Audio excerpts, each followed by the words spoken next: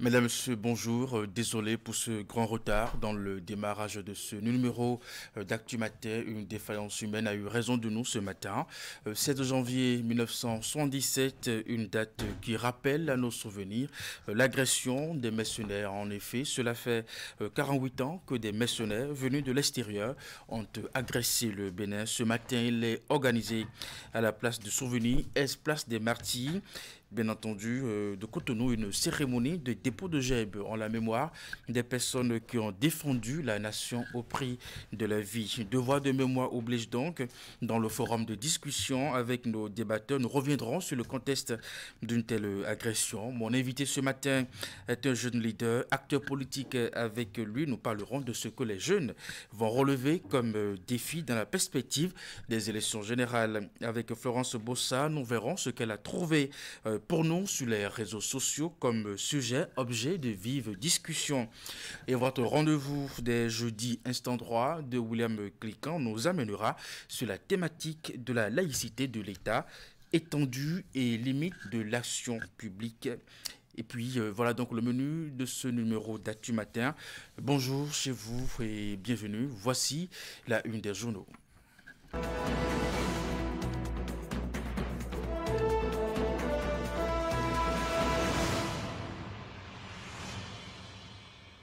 Ce que dit la presse ce jeudi matin, bien entendu, à la une des journaux. On commence par le quotidien Fraternité, renforcement des conditions de séjour au Bénin, les ressortissants béninois, entre inquiétude et puis adaptation, études d'aménagement des pistes rurales et de routes en terre classées.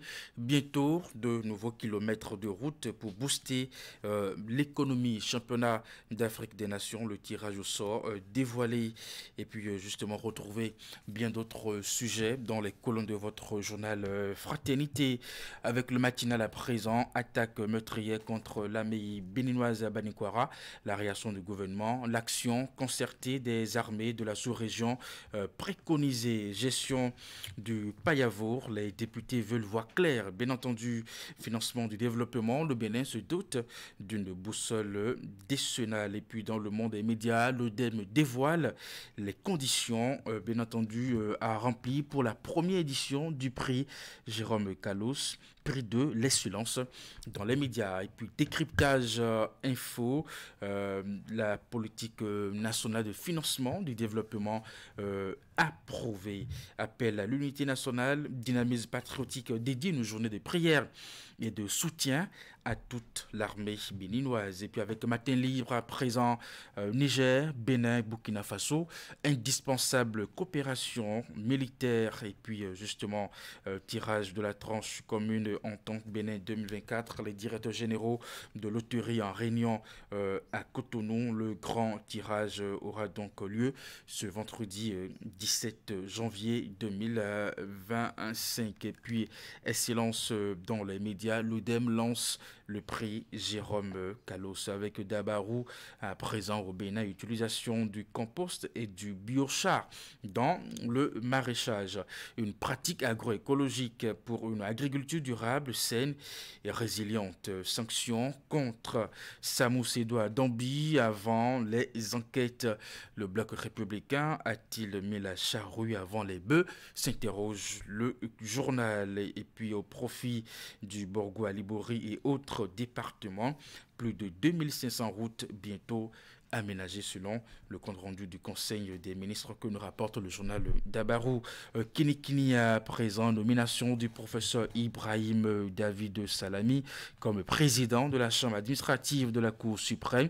Voici ses prérogatives selon l'article 34 de la loi numéro 2022-10 du 27 juin 2022 portant composition, organisation, fonctionnement et attribution de la Cour suprême. Disparition du métaphysicien Raimi Amoussa, les hommages de Kinikini à un sachant en spiritualité. Et puis retour sur les prestations des adeptes de Sakwata à lire dans le journal Kinikini. Et puis il y a une autre information à lire à la une du quotidien, l'autre quotidien, 16 janvier 1977, 16 janvier 2025, un triste anniversaire dans un contexte de défis sécuritaires difficiles, attaques meurtrières au nord du Bénin. Le président Vlavounou et le personnel parlementaire honorent la mémoire des soldats tombés. Incendie à Radio Univers, le recteur Avlessi, au contact des dégâts,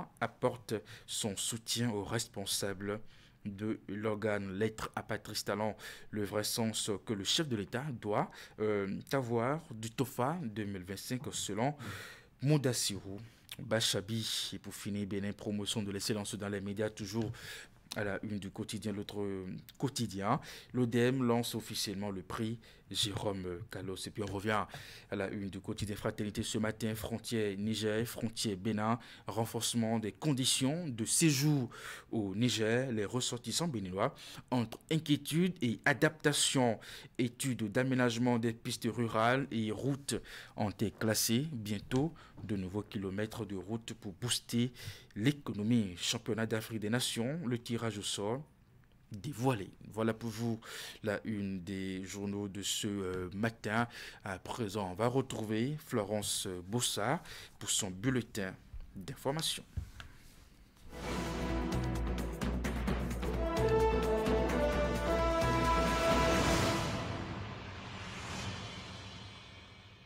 Florence Bossa, bonjour. Bonjour à vous, Eric. Bonjour, chers amis téléspectateurs. De votre bulletin d'information, dans l'actualité ce matin, on évoque les souvenirs d'un événement majeur de l'histoire du Bénin. Le 16 janvier 1977, le régime militaire du général Mathieu Kérékou venait d'être éprouvé par des mercenaires. 48 ans après, les faits restent vivaces dans la mémoire de plusieurs Béninois. Nous entendrons tout à l'heure le journaliste à la retraite Constant Bidinoukou à Sétifé. Et puis, nous irons ensuite à Ouida partager le quotidien des populations de cette ville qui a abrité les Vodun Days de cette année. Au lendemain de ce grand événement culturel, la vie a repris de plus belle et la commune présente un beau visage grâce aux efforts de salubrité des services compétents. Une de nos équipes de reportage nous vient avec plus de détails sur l'ambiance bon enfant qui règne dans cette région de l'Atlantique.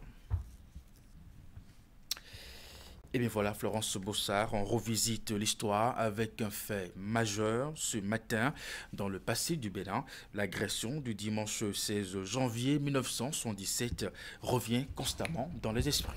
Et en ce jour anniversaire de cet événement historique, Canal 3 Bénin donne la parole à un aîné dans la profession du journalisme. Le doyen Constant Bidinoukou nous relate ici sa connaissance de ce grand moment de l'histoire et surtout comment plus tard, dans sa position de journaliste, il apprécie les choses. On l'écoute.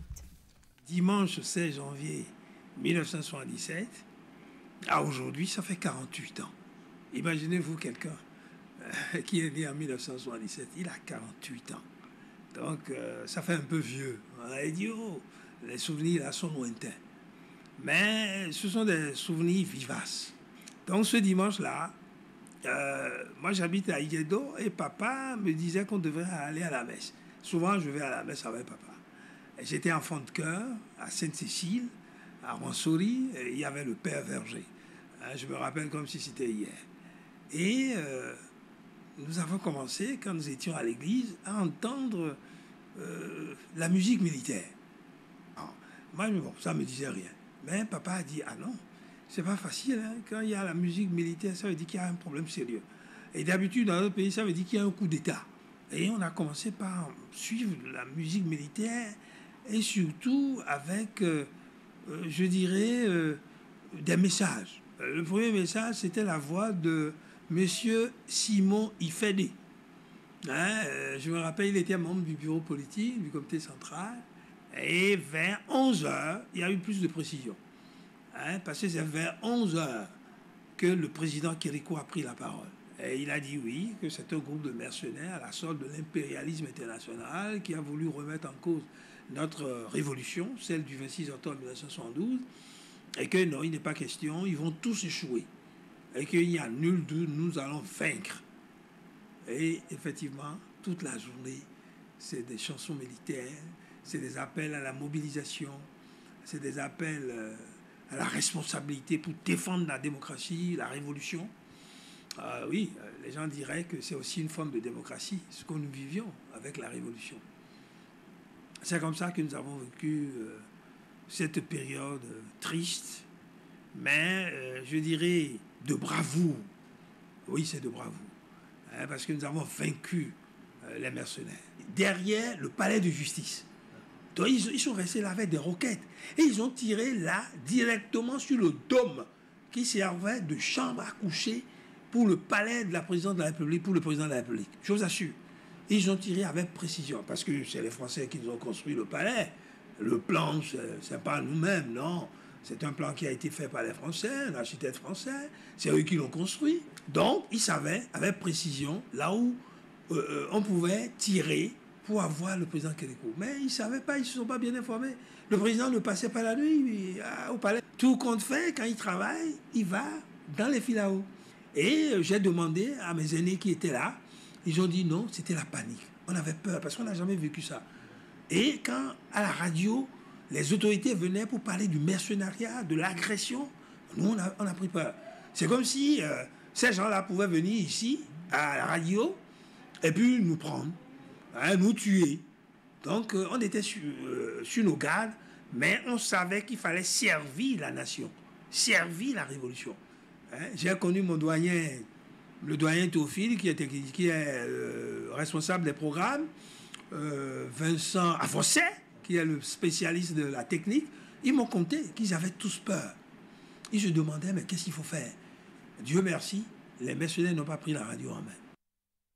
La menace terroriste que subit le Bénin préoccupe la section béninoise du réseau ouest-africain pour l'édification de la paix. C'est à travers un message de son coordonnateur national par intérim que le réseau s'indigne et formule des recommandations à l'endroit du président de la République et de son gouvernement, aux forces de défense et de sécurité, aux organisations de la société civile ainsi qu'à la population béninoise. On écoute Landry Gagné au micro de Ouliat Sanoussi Elvis Tonko. J'aimerais une fois encore exprimer la compassion de Wanné Bénin et présenter les sincères condoléances du réseau aux familles des victimes de l'attaque du 8 janvier 2025 et en général à toutes les victimes du terrorisme au Bénin. Nous avons, à la suite de l'attaque du 8 janvier, nous avons fait des recommandations à l'endroit du chef de l'État et de son gouvernement pour qu'il s'interroge et analyse rigoureusement les conditions de survenance de cette attaque et d'en tirer les leçons nécessaires au renforcement des stratégies et moyens d'anticipation et de lutte contre le phénomène. Nous avons également demandé au gouvernement de renforcer les relations et la coopération avec les pays voisins, spécialement les pays de l'AES, pour la lutte contre la menace.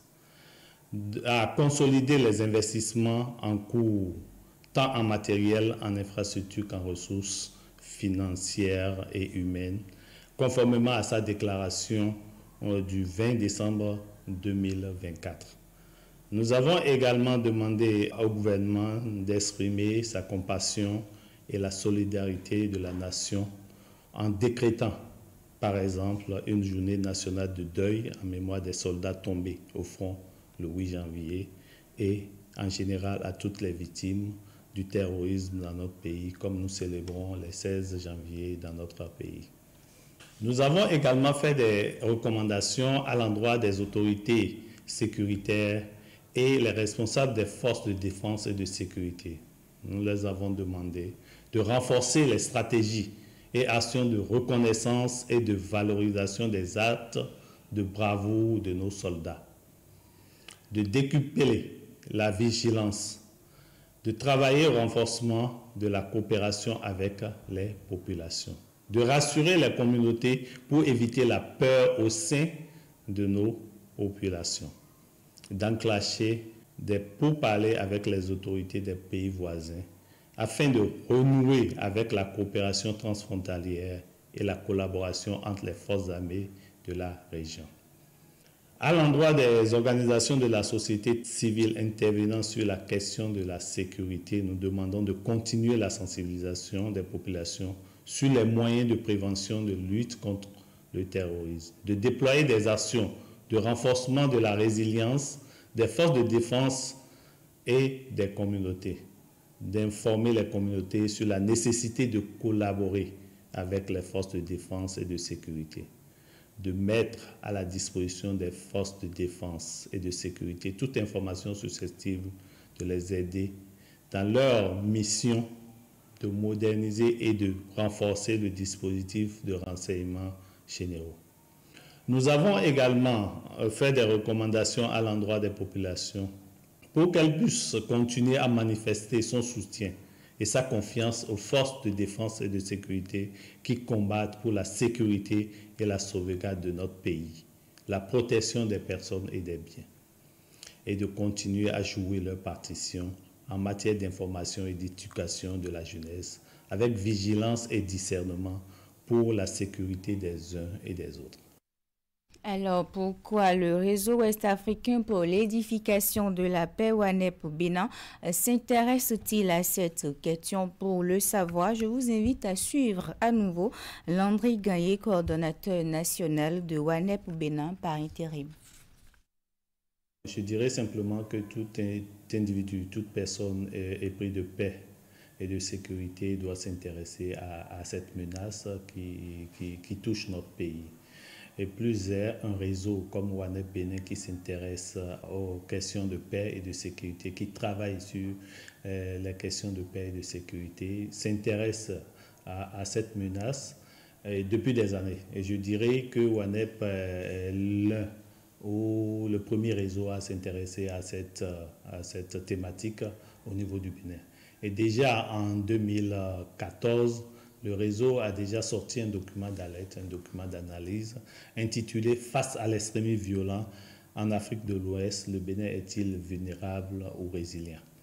Et en 2016, nous avons sorti un deuxième document d'analyse intitulé « Contre la menace terroriste, investir dans la résilience des communautés locales béninoises ».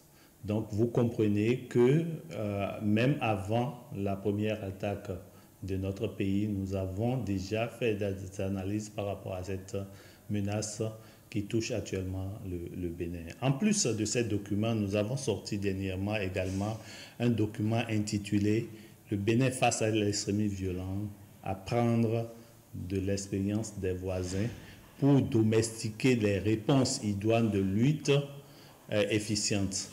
Et après ces différents documents, je veux insister sur le fait que le WANEP au niveau régional a développé des indicateurs de suivi de cette menace au niveau de tous les systèmes d'alerte précoce. Et c'est pour ça que nous suivons au jour le jour cette menace qui touche le Bénin et qui touche la plupart des pays en Afrique de l'Ouest.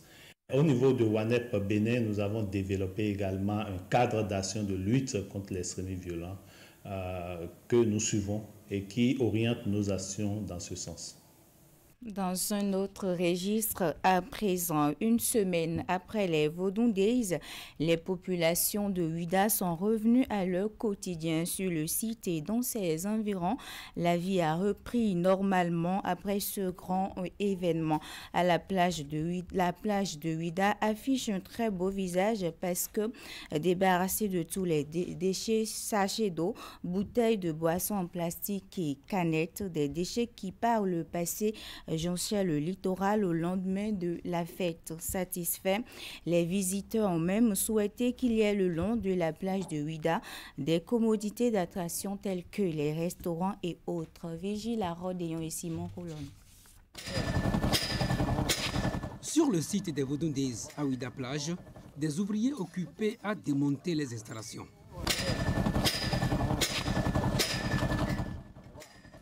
Les grands mouvements de foule observés les 9, 10 et 11 janvier dernier ont laissé place 72 heures après l'événement à une plage quasi déserte. Je dirais que la plage est calme, pas d'animation. On constate seulement le repli des matériaux posés. La vie a donc repris son cours normal après les Vodun Days. Les petits commerces autour de la plage s'installent progressivement alors que la porte du non-retour continue d'accueillir ces touristes. Venus en famille, seuls ou à deux, ces visiteurs sont d'abord frappés par la salubrité du site. Sur les lieux, sincèrement, la plage elle est restée impeccable, elle est propre. On ne retrouve pas de sachets plastiques ni des bidons d'eau sur la plage, ce que j'ai aimé, sincèrement. Avant, on voyait des sachets partout après le 10 janvier. Mais maintenant, on note une promptitude dans le ramassage des déchets. Grâce au Vodou Days, Ouida est devenue une destination touristique de choix pour les étrangers. Cependant, la plage ne dispose pas encore de toutes les commodités d'attraction, déplorent certains. Il faudrait que nos autorités pensent à innover, à faire valoir la plage. Il ne faut pas attendre chaque année un grand événement avant de faire venir du monde au niveau de la plage. Parce que la plage dans les zones ouvrables est souvent vide. Même les week-ends également, elle est vide. Il faut songer à occuper le long de la plage pour qu'on sente que Ouida n'est pas loin de la ville de Cotonou. En quoi faisant par exemple? Bon, en essayant d'installer les infrastructures telles que les buvettes et les lieux chics, pas forcément les buvettes où ils vont donner la sonorisation très forte. Par exemple, même innover en faisant des piscines à côté où les gens peuvent venir pour pouvoir faire vivre la plage de Ouida. C'est ça vraiment, si on peut avoir des animations, des restos, pour que l'ambiance continue. Déplacés en raison des travaux, les promoteurs de bars et restaurants et autres vendeurs d'objets d'art souhaitent être réinstallés une fois que les travaux seront terminés. Et c'est la fin du bulletin d'information. Absolument, c'est bien la fin. Florence Broussard avec ce reportage de Vigile Akrodeyon du côté de Ouida. Après les Vodou Days, le prochain rendez-vous, c'est votre rubrique sport et Candide est déjà installé.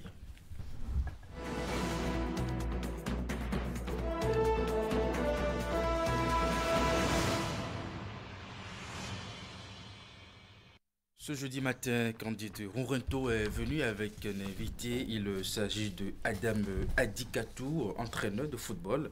Elle est sur ce plateau pour parler de son aventure en tant qu'entraîneur de football, pour ses ambitions futures après l'obtention de la licence BCAF il y a seulement quelques jours. Mais avant, on parle de la Ligue amateur de football du Bénin qui a abordé hier sa 4e journée. Oui, bonjour Eric et bonjour à tous nos téléspectateurs. On parle justement de cette 4e journée de la Ligue amateur déroulée hier dans la poule A. 5 différents matchs ont été joués. L'équipe de la jeunesse athlétique de Misrété et ces deux assos se sont neutralisés au bout d'un score nul et vierge. 1-0 pour la victoire de Ainovi FC devant Ewedje FC et puis 2-0 pour la victoire de Tambou FC et Tadjara devant la JSV. 1-0 pour ce qui est de la victoire de Djefa FC devant Etalon et puis score nul et vierge entre l'équipe de CFS et Abyss pour un match déroulé sur les installations du stade synthétique de l'université d'Abomey-Calavi ce mercredi. À l'issue de cette 4e journée dans la poule A, le classement se présente comme suit. Tambour FC en tête avec 8 points au compteur, un goal différentiel de plus 6, suivi de l'équipe de CFS avec autant de points au compteur mais un goal différentiel de plus 2. L'équipe de EWD FC est 3e de cette poule avec 7 points au compteur, autant de points au compteur pour l'équipe de la JSV qui vient en 4e position. Ainovi FC est 5e de cette poule A avec 6 points au compteur, 5 points au compteur pour Abi Sport et la jeunesse athlétique de Misrété est 7e de cette poule. Djefa 8e, Etalon FC 9e et puis Assos garde la lanterne rouge dans cette poule. Eric, il faut noter que cette 4e journée de la Ligue amateur se poursuit le week-end prochain avec notamment les matchs dans la poule B. Vous l'annoncez tantôt, bien entendu, nous recevrons ce matin sur le plateau d'Actu Matin Adam Adikatou, entraîneur de football et récemment gradé entraîneur de grade licence BCAF, coach Adam Adikatou. Bonjour et bienvenue sur le plateau d'Actu Matin. Bonjour Monsieur Candide, bonjour chers téléspectateurs. Alors, bonjour le plateau. Justement, bonjour coach Adam Adikatou. Vous êtes désormais titulaire de licence BCAF 2024. On va dire que vous passez de grade de licence C, vous passez à licence B de la CAF. Que représente ce parchemin pour vous? Merci beaucoup. Je pense que je suis très honoré. Merci d'avoir pensé à moi, de m'inviter sur ce plateau. C'est un plaisir. Naturellement, quand tu te retrouves dans un domaine, il faut chercher à progresser. Je pense que c'est ça le fruit de ce diplôme. il faut travailler dur. Tu as la licence C, il faut penser à la B, après A et Pro. Donc c'est ce qui m'a poussé à avoir ce diplôme de la licence B. Doit-on dire que c'était une priorité pour vous parce que pour passer la licence B, il faut déjà avoir la licence C et avoir une certaine année d'expérience. Et puis après, est-ce que c'était une priorité pour vous? C'était dans un coin de votre tête ou vous n'avez pas voulu remettre les choses à demain? Je pense que c'est une obligation. J'avais la licence C depuis 2011. J'étais... la première femme à l'avoir en son temps. C'est ça. J'avais la licence C au Mali. Et après ça, il n'y avait pas d'autres formations au niveau de la fédération. Et je pense que c'est cette année, bien avant, quand ils ont mis la direction technique en place, ils ont pensé aux formations. Ce qu'on a commencé, vous allez remarquer... depuis le 23 septembre. Il y a des formations à tous les niveaux. Donc, en 2022, on a essayé de faire des recyclages à ceux-là qui avaient déjà la licence C. Donc, je fais partie. En 2022, c'est ça qui me donne la priorité d'être parmi ces hommes qui, eux, à leur niveau, ils ont eu la licence C en 2014. C'est ça. Seule femme sur plus d'une vingtaine de participants ayant pris part à cette formation de licence BCAF 2024 qui a débuté le 23 septembre dernier. Étant la seule femme, comment est-ce que la formation s'est déroulée de votre côté parmi tant d'hommes? D'abord, j'aime les défis. Ouais. Je me retrouve parmi eux et sincèrement, c'est un groupe très soudé. On ne faisait vraiment pas la différence. C'est ça. C'est un groupe de partage d'expérience et tout. Donc, j'étais vraiment à l'aise avec eux. Et j'ai même, en son temps, préféré être avec ces hommes parce qu'ils me boostaient et c'était dur. C'était une formation de qualité où il y avait vraiment la rigueur. Donc, ensemble, tout allait très bien. Et je suis vraiment content. Je profite de votre plateau pour leur dire sincèrement merci parce qu'ils ont apporté encore un plus. Eux, déjà, vous savez pas, moi je suis tout le temps avec les féminines. Oui. Eux, c'est des gens qui sont avec des équipes déjà, oui, avec des hommes en Ligue Pro. Donc, que je vais ou non, ils ont plus d'expérience que moi. Mais c'est ensemble, ça ne veut pas dire que je suis aussi des moindres. Hein. C'est ça. Ensemble, c'était quand même bien. C'était quand même bien. Oui. Vous venez de gravir un nouvel échelon dans votre carrière d'entraîneur. Quelles sont aujourd'hui les premières missions que vous comptez accomplir avec ce parchemin? Une chose est d'avoir des diplômes et l'autre chose, c'est le travail sur le terrain. Ici, on parle du football. C'est ne pas avoir des diplômes et les encaisser quelque part, non. On est tout le temps sur le terrain, je n'attendais pas ça pour continuer. Vous me voyez tout le temps, je travaille du lundi au lundi, hein. Je suis souvent sur le terrain, Mildombo, Sobites, à Craquer, Calavi Campus. Vous serez même tout à l'heure sur les installations. Exactement, je quitte tout de suite, je vais me retrouver sur le campus. Je suis tout le temps en contact avec les jeunes footballeuses parce qu'on parle là de la formation. La formation, c'est vrai que ce diplôme, Dieu merci, ça n'a pas été facile de nous réintégrer malgré qu'on avait la C, on était prioritaire. On nous avait écarté à un moment donné de ceux qui devaient participer à ça. Donc, il faut montrer que c'était pas... On a vraiment besoin de ça pour mieux s'afficher sur tout le territoire, c'est tout. C'est ça, surtout sur la scène internationale. Alors, comment vous gérez votre carrière d'entraîneur de football? On sait que même avec les hommes, c'est souvent pas facile. Vous, en tant que femme, comment est-ce que vous gérez ces choses-là? C'est pas du tout facile. Rien n'est facile d'ailleurs. Donc, il faut oser. Il faut oser, c'est ce que nous essayons de faire. Et tout à l'heure, il y a certains terrains, même quand tu disposes des trucs, tu fais ta mise en place, il y a des gens de mauvaise foi qui viennent marcher là-dessus, qui nous embêtent vraiment. Et tu es là sur le terrain avec les enfants, il y a des garçons. Et ce qui m'étonne même des jeunes joueurs qui se permettent le luxe de nous embêter sur des terrains, c'est pas facile. Et aussi, il y a certaines personnes dans ce milieu qui ne veulent vraiment pas voir des femmes progresser. Moi, tout le temps, je suis avec les féminines, mais malgré qu'on est côté football féminin, on nous embête. Je pense qu'on a été joueuse et qu'ils veuillent ou non, c'est notre domaine.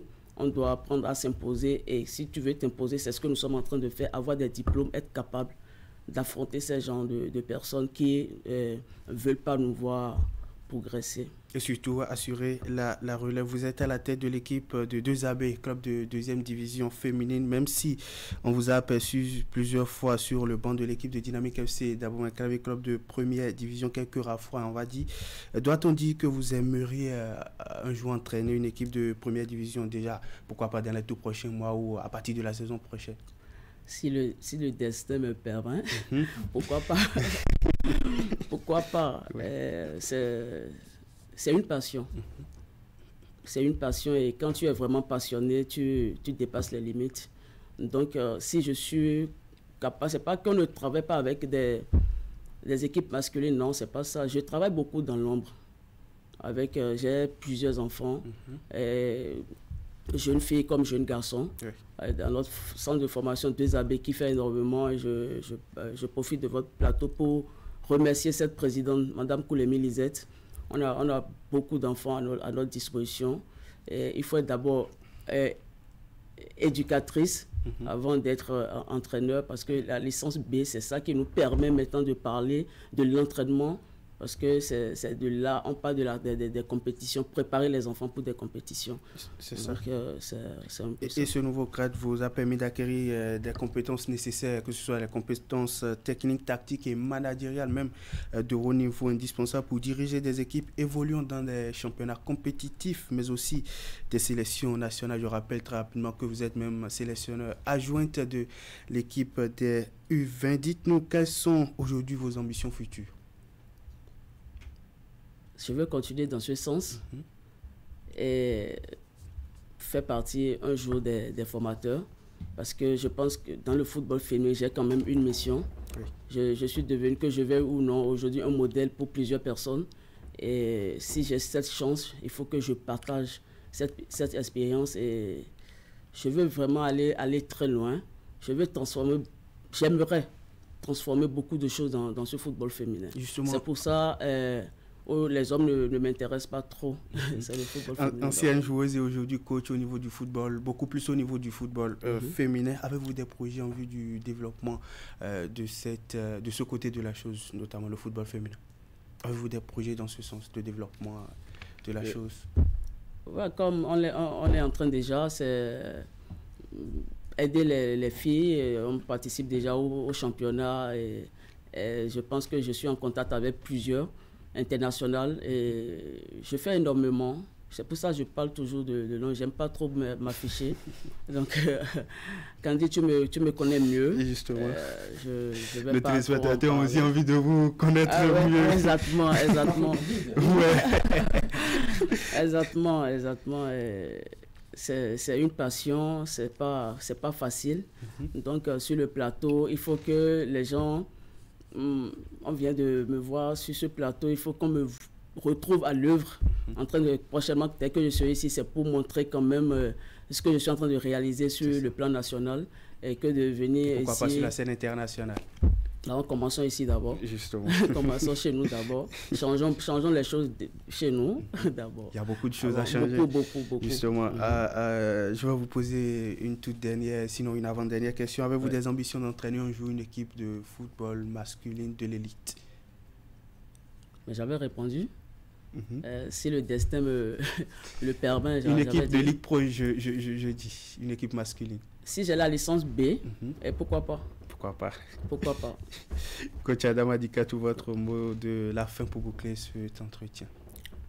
Je remercie d'abord tous ceux-là. D'abord, je vous remercie. Je remercie vraiment nos formateurs de la licence B, M. Ogouillon, M. Glélet, Fortuné, Hubin Ronfort, parce que, sans vous mentir, ils n'ont même pas regardé l'âge. Parce qu'après, moi, j'ai eu ça en 2011 et déjà 2013, je devais passer la B. Ce n'était pas le cas. Vous imaginez l'âge que j'ai aujourd'hui. Ils n'ont pas regardé ça. On avait commencé en septembre, 4 modules. On avait fini en décembre. Enchaîné de la certification, ce n'était pas facile. On commençait de 7 heures au sein de la fédération, des fois, les MSP. au centre d'excellence Issa Hayatou. Oui. À 7 h, on revient en salle et après, il faut repartir pour les MSP. On finissait à 19 h. Il y avait vraiment cette pression pour les 4 modules, vous imaginez. Il y avait, comment dire, l'arbitrage, la médecine sportive, plein de trucs. Donc, il y avait cette pression. Mais finalement, on s'est habitué et aujourd'hui, on a le diplôme. Je remercie les collègues et spécialement le président de la fédération, M. Deschacus, parce que sans lui, c'est pas sûr qu'aujourd'hui je suis en train de parler de ce diplôme. C'est lui qui a essayé de ramener certaines personnes à l'ordre pour qu'ils nous rappellent, pour mettre, pour revoir la liste, pour qu'on intègre. Sincèrement, merci à tous, à ces fans, à toutes ces footballeuses qui ne cessent de me soutenir, de me pousser à aller plus loin, de dépasser vraiment les limites. Merci à vous, coach Adam Adikatou, d'être venu sur le plateau d'Actu Matin. Nous parler un peu de votre aventure en tant qu'entraîneur de football et surtout vos ambitions futures après l'obtention de la licence BCAF il y a quelques jours. On va vous souhaiter bonne suite de carrière et surtout pour changer les choses, pourquoi pas pour le développement du football féminin et du football en général. Restez avec nous pour boucler la parade sportive de ce matin. On va finir, chers téléspectateurs, avec le championnat du monde de l'IHF, bien entendu, handball 2025 qui a démarré mardi dernier. On a eu droit hier à la deuxième journée de compétition. 2 matchs ont été joué. L'équipe du Netherlands s'est imposée à la Guinée, 3e représentant du continent africain à entrer en compétition, 40-23. Et puis l'Égypte, l'un des 5 représentants africains en compétition, a enregistré une victoire d'entrée en compétition, 39-25 devant l'équipe de l'Argentine. Eric, ça sera tout pour ce matin. Merci à vous, Candide Rourinto. Merci aussi à Adam Adikatou, entraîneur de football. J'espère pour vous qu'après la licence B, ça va être la licence A pour boucler la boucle. C'est ça. Très bon courage à vous et à très bientôt. Actu Matin se poursuit avec notre invité à présent, je vous l'annonçais en titre. On va lui poser quelques questions sur les défis de la jeunesse, bien entendu, en cette année 2025, considérée comme une année préélectorale. Espace invité.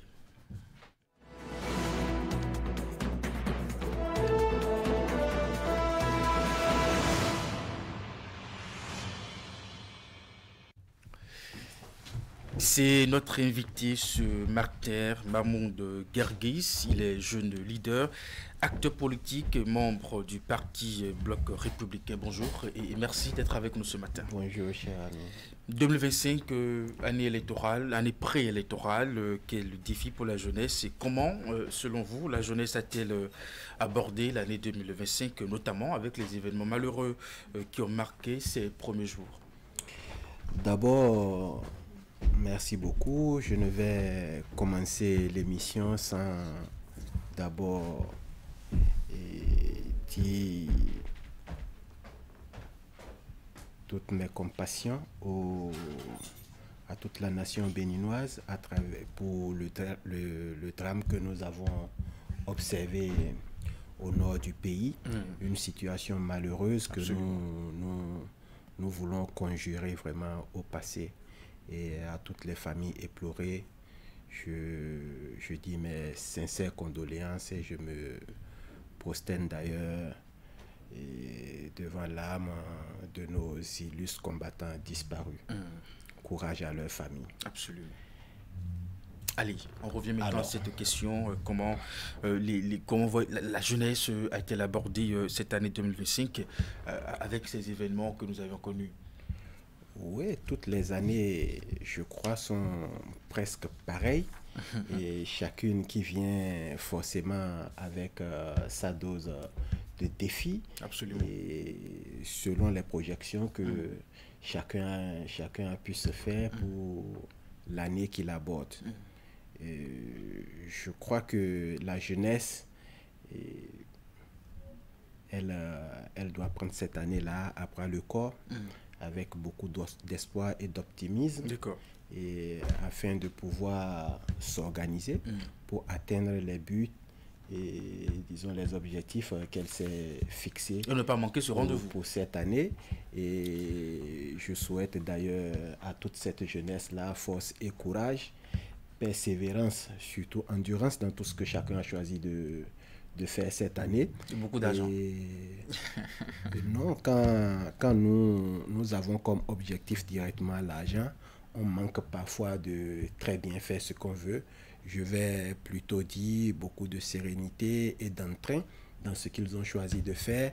Et quand ils vont en faire une passion, et si ça les épanouit, et cela va les conduire sans doute à la fin à ce qu'ils veulent. Si c'est l'argent qu'ils en cherchent, ils vont en trouver dedans si ça les épanouit vraiment ce qu'ils ont choisi de faire. Alors, on va parler politique. Est-ce que vous pensez que la jeunesse sera au cœur des tractations politiques dans la perspective des joutes électorales pour 2026? Jeunesse fait de lance de la nation et que nous renversons la politique dans tous ses sens. La jeunesse reste l'acteur majeur de tout rendez-vous politique, je vais dire. Donc, c'est à elle de s'organiser et de prendre la place qui est la sienne au sein de ce concert-là pour pouvoir en tirer profit. Donc pour vous, il n'y a pas de doute. Son compte, ouais. Il n'y a pas de doute. Mais quel doute sur quel plan? Donc il se peut que la jeunesse ne soit pas à ce rendez-vous. Alors, si vous en êtes vraiment convaincu, comment, avec quels moyens vous entendez, bien entendu, utiliser pour prendre part au temps fort de cette année préélectorale et même aux différentes consultations électorales? Non, mais vous savez, aujourd'hui, la jeunesse à elle seule ne suffit pas parce que concernant la politique, tout le monde sait qu'avec la réforme du système partisan, aujourd'hui, on joue dans de grands partis politiques qui ont des règles et des visions assez claires. Et c'est au sein de ces partis que les jeunes doivent s'organiser tout en respectant, bien sûr, les idéologies du parti et gravir les échelons, faire leur chemin afin de pouvoir avoir cette place à la table de négociation ou bien de décision, afin de pouvoir participer. Cela fait un moment que les jeunes font le chemin. Si, il y a un moment que les jeunes font leur... à la table de prise de décision, on ne les voit pratiquement pas. Il y a un moment que les jeunes font leur chemin, mais dites-vous aussi que puisqu'ils ont commencé ce chemin, il y a un moment, c'est sûr qu'ils ont déjà un parcours, ils ont déjà fait une distance, et qu'est-ce qui vous dit qu'aujourd'hui, ils ne sont pas déjà à l'arrivée pour s'asseoir là où il le faut, discuter et prendre part à tout comme ils le veulent. Pas le passé, et nous ne pouvons pas dire que la jeunesse n'était pas aussi représentée. Nous allons plutôt dire que nous ne sommes pas satisfaits du nombre de jeunes qui trouvent leur compte dans cette affaire. Donc nous souhaitons toujours beaucoup plus. Si nous représentons la majeure partie de la population et si nous représentons la grande masse, je pense que nous devons normalement avoir le plus grand quota à ces assises. Je veux bien vous croire, mais vous savez que l'expérience a montré que la jeunesse est souvent utilisée, même manipulée à ces moments de période électorale. En êtes-vous conscient? Oui, on parle de la politique, ce n'est pas un dîner de gala. Et c'est ce qu'il faut que la jeunesse comprenne. Nous ne pouvons pas choisir d'aller pleurnicher chaque fois, faire des courbettes. Il faut qu'on s'affirme.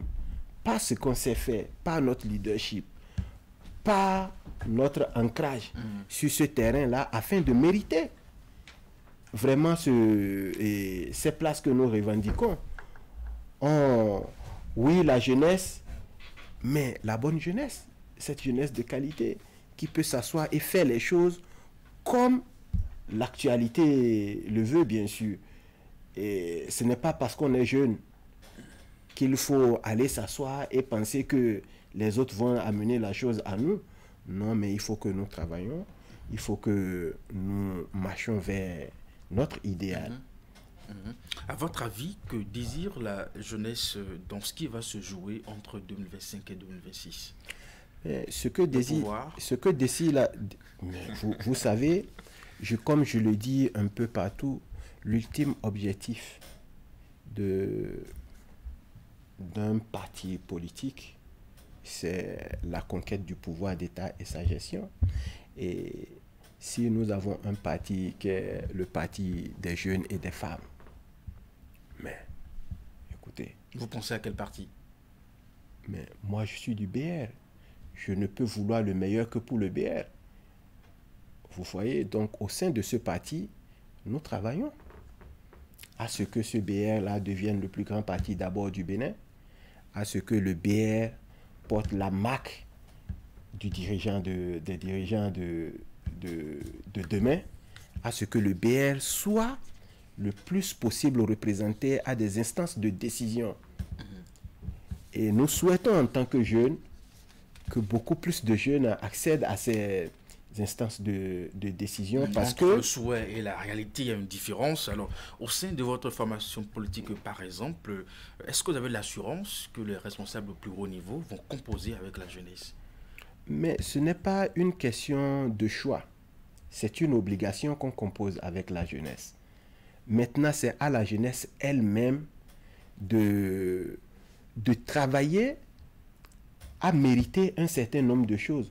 Vous savez, comme je vous le dis, la politique, ce n'est pas un dîner de gala. Il faut savoir ce qui t'a amené en politique et il faut savoir te battre au sein du groupe que tu as choisi pour atteindre ton objectif et marcher vers cela. Ce n'est pas parce que je suis membre du BR que je vais me coucher tranquillement et que tout arrive à moi, non. Et espérez voir votre nom sur une liste.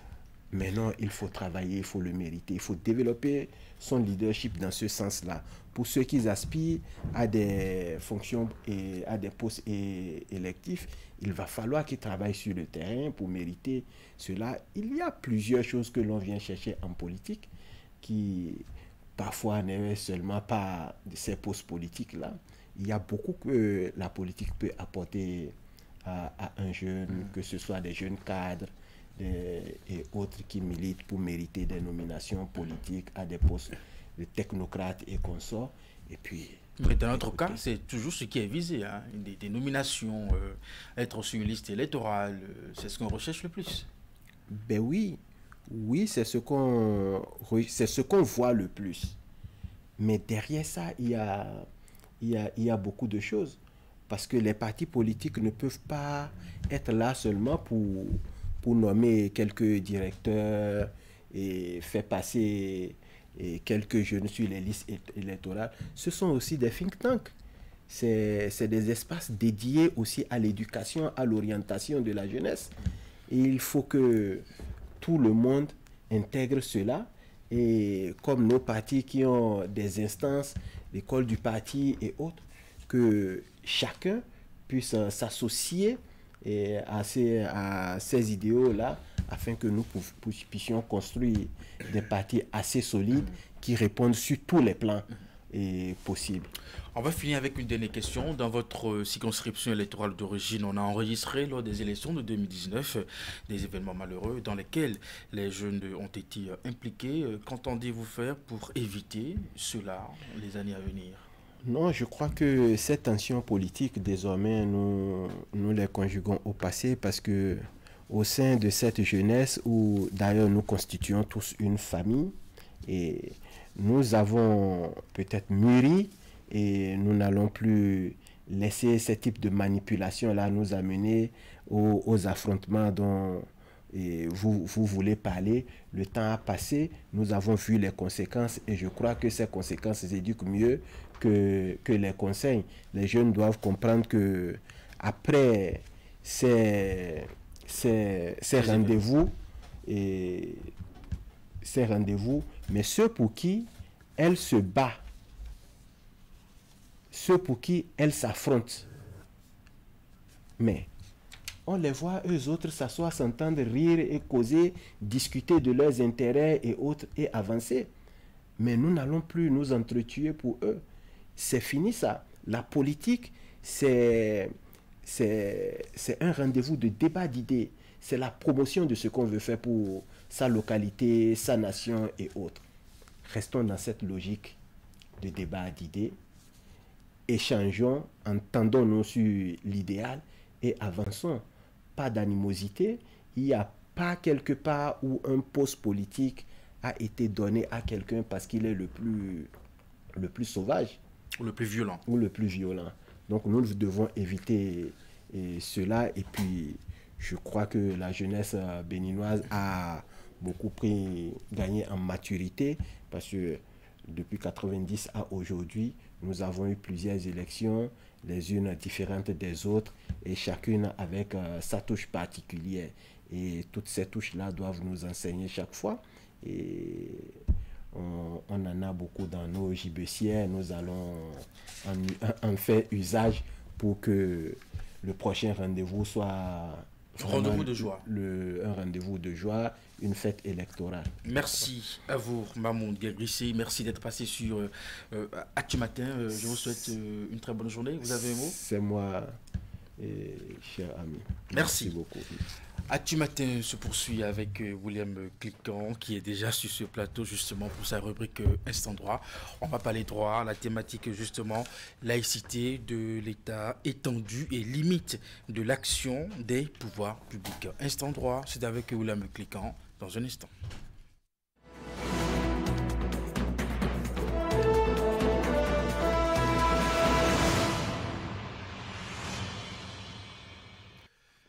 William Cliquant, bonjour. Bonjour Eric, bonjour à tous. Laïcité de l'État, étendue et limite de l'action des pouvoirs publics. Il y a exactement une semaine, le Festival des Arts, de la Culture, de la Spiritualité Vaudon, dénommé Vaudondaise s'ouvrait à Ouida. C'est une édition première après un coup d'essai l'an dernier, avec beaucoup de succès selon les observateurs. Et c'est justement ce concept qui a inspiré la thématique de ce matin. C'est bien le cas, justement.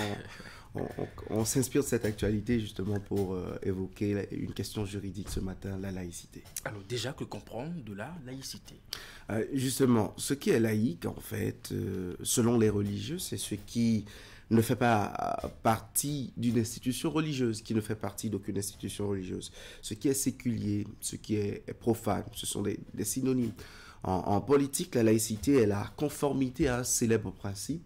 En fait, c'est la séparation de la religion de l'État. En politique, c'est ainsi. En droit, c'est un peu comme en politique. La laïcité garantit la liberté de conscience, l'égalité de tous les citoyens, quelle que soit leur croyance, le libre accès, le libre exercice des cultes et la neutralité de l'État à l'égard de la religion. Donc l'État laïque est donc l'État qui n'a pas de religion. L'État laïque est un État qui n'a pas de religion, en opposition au territoire où il existe une religion officielle de l'État. Je prends par exemple le cas de la République islamique. Quand vous prenez l'Iran, l'islam chiite est la religion officielle de l'État. Vous voyez, en Afrique, ici, vous avez par exemple la Mauritanie, sous Omar el-Béchi de 83 à 2020, le Soudan était une république islamique où les lois sont influencées par la religion, les lois sont influencées par la charia et les principes. Donc, en fait, là, c'est l'État confessionnel. On parle d'État confessionnel. Il y a aussi l'État théocratique. Vous savez, le Vatican a un État. Dans cet État-là, le pape, qui a une autorité religieuse, exerce un pouvoir politique. Là, on parle de l'État théocratique. État théocratique, État confessionnel sont en opposition à État laïque, l'État qui n'a officiellement pas de religion. Mais en fait, dans la façon d'implémenter la laïcité dans le concret, parce que là, j'ai énoncé des principes de droit, des principes théoriques de politique aussi. Mais en fait, dans la façon d'implémenter la laïcité, il y a deux grands cas d'école dans le monde occidental. Le monde occidental qui est de l'ordre mondial, qui inspire le reste du monde.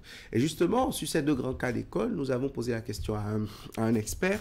Il s'agit de Dr Gilles Badé. Il est enseignant de droit public à l'université d'Abomey-Calavi et il est également ancien secrétaire général de la Cour constitutionnelle. Il nous permet de découvrir la façon concrète dont ce principe de laïcité est appliqué au sein des États. On va suivre un bout de son intervention. Un État laïque, c'est un État dans lequel le pouvoir public adopte le même traitement, un traitement égalitaire à l'égard de toutes les manifestations du religieux. Donc j'aurais pu dire à l'égard de toutes les religions, mais ça serait restrictif parce que même ceux qui n'ont pas de religion doivent être traités de la même manière. Donc l'État garde un même traitement au profit de toutes les religions et même de ceux qui n'ont pas de religion. On ne doit pas sentir dans le comportement de l'État le moindre déséquilibre entre ces différentes manifestations du religieux, donc entre les différentes religions ou les personnes qui n'ont pas de religion. En fait, il y a plusieurs approches de la laïcité. On a la laïcité à l'américaine et la laïcité à la française, parmi les formes de laïcité. Dans la laïcité à l'américaine, c'est l'État disons, ne se cache pas du tout.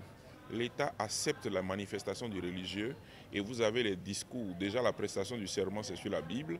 Ensuite, vous avez les discours dans lesquels on fait appel à Dieu, on fait appel au Créateur, même dans les tests fondamentaux, les déclarations de droit, on parle de Dieu, etc.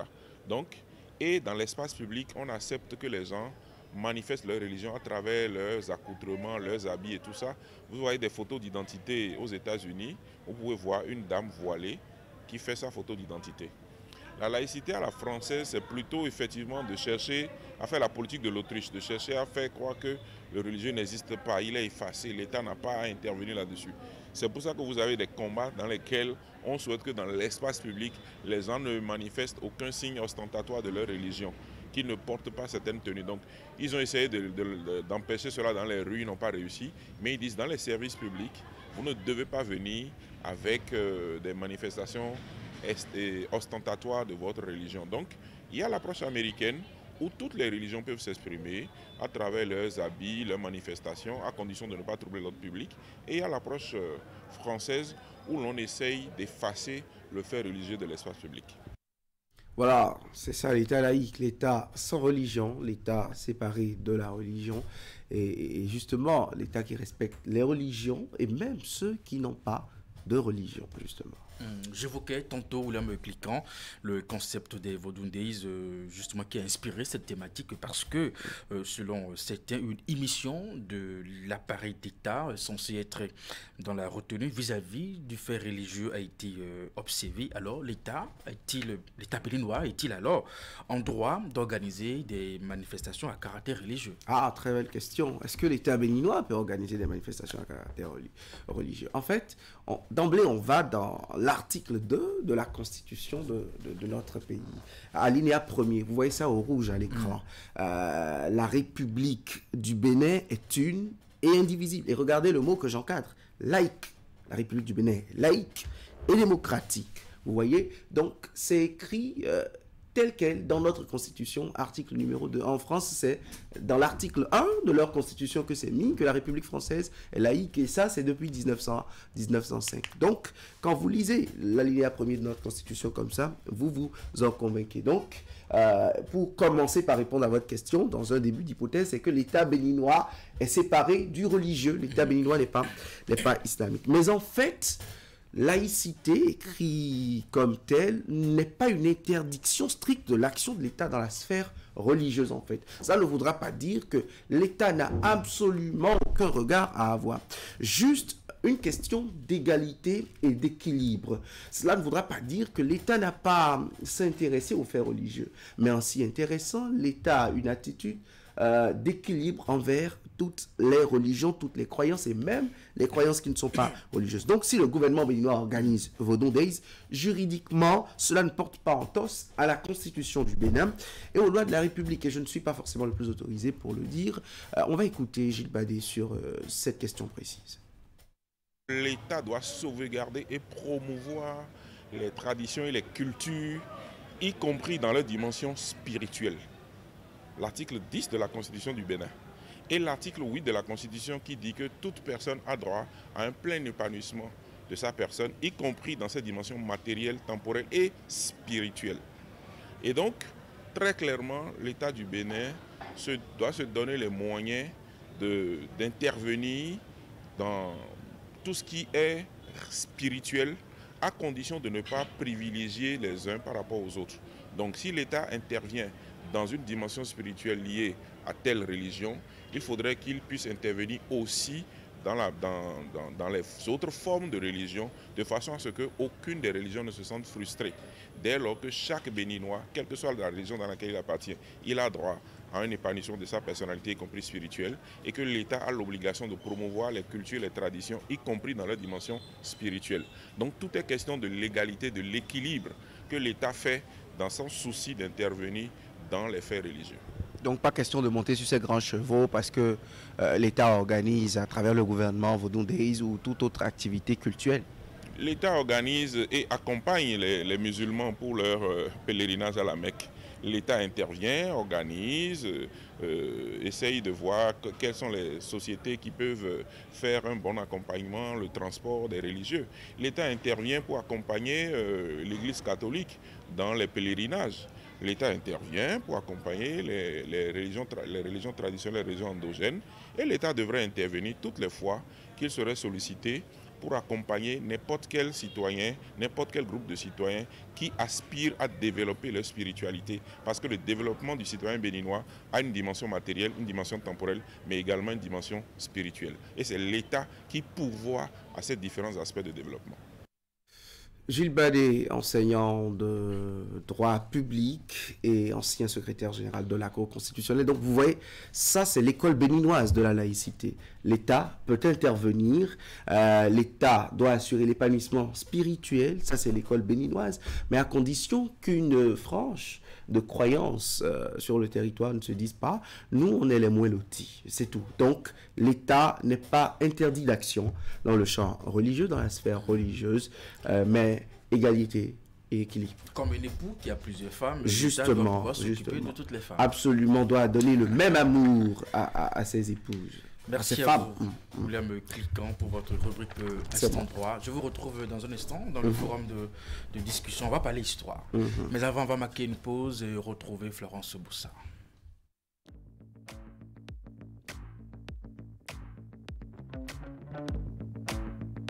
Profitez des Corsair Days et envolez-vous vers Paris et 19 villes de province à partir de 421 460 CFA aller-retour hors frais de service. Alors retrouvez-nous vite sur flycorsair.com et en agence de voyage. Corsair, voyagez en bonne compagnie. Bonjour justement. Florence Boussard. Allez, on va à présent parler de Actu sur le net. On s'intéresse à présent au sujet qui a retenu l'attention des internautes ces jours sur les réseaux sociaux. Et c'est votre job, Florence Boussard. À nouveau, bonjour. C'est le tout premier numéro de votre rubrique pour le compte de cette année 2025. Que peut-on retenir ? Oui, Eric, attaque meurtrière en cascade dans le nord du Bénin, polémique autour de l'interprétation du TOFA 2025 lors des Vodou Days et décès dans le monde du showbiz sont les sujets qui ont agité la toile en ce début d'année 2025. Je vous propose à cet effet un résumé, regardez.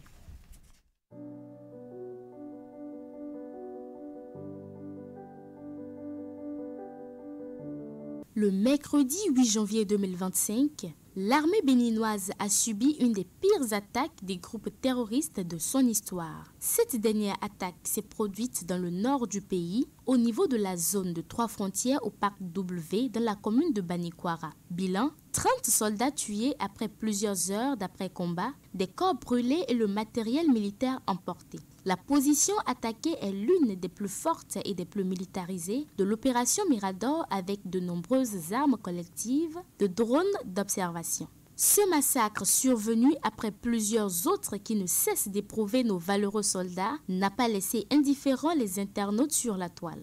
Les autorités béninoises, avec le soutien de partenaires internationaux, doivent intensifier leurs efforts pour renforcer la sécurité dans le nord du pays, notamment par l'acquisition de matériel militaire et le recrutement de nouveaux soldats. La situation sécuritaire demeure préoccupante. La solution qui consiste à continuer à s'appuyer sur la France est vouée à l'échec et va continuer à porter malheur à notre armée et à notre peuple. Les populations de ces régions doivent beaucoup collaborer dans cette lutte. Ces terroristes proviennent des localités et avec leur nombre, les communautés ne peuvent pas dire qu'elles ne connaissent pas ces terroristes. Paix aux âmes des soldats tombés, courage aux forces de l'ordre béninois. Notre armée a vraiment besoin de matériel, de drones de combat et surveillance 24/24 de dernière génération qui devraient sécuriser ce périmètre frontalier avec le Niger et le Burkina Faso. Que nos États se donnent la main en bonne coopération et oublier les cicatrices politiques pour combattre le fléau. Le mieux, c'est de se replier pour une nouvelle stratégie plus dingue. Sinon, ils risquent d'éliminer tous nos soldats. Malheureusement, c'est le chômage qui envoie nos populations maintenant dans l'armée et dans le cœur. Que Dieu inspire nos autorités pour trouver des solutions adéquates. Cette attaque touche le moral des troupes engagées sur le terrain et ça installe la peur chez le citoyen lambda.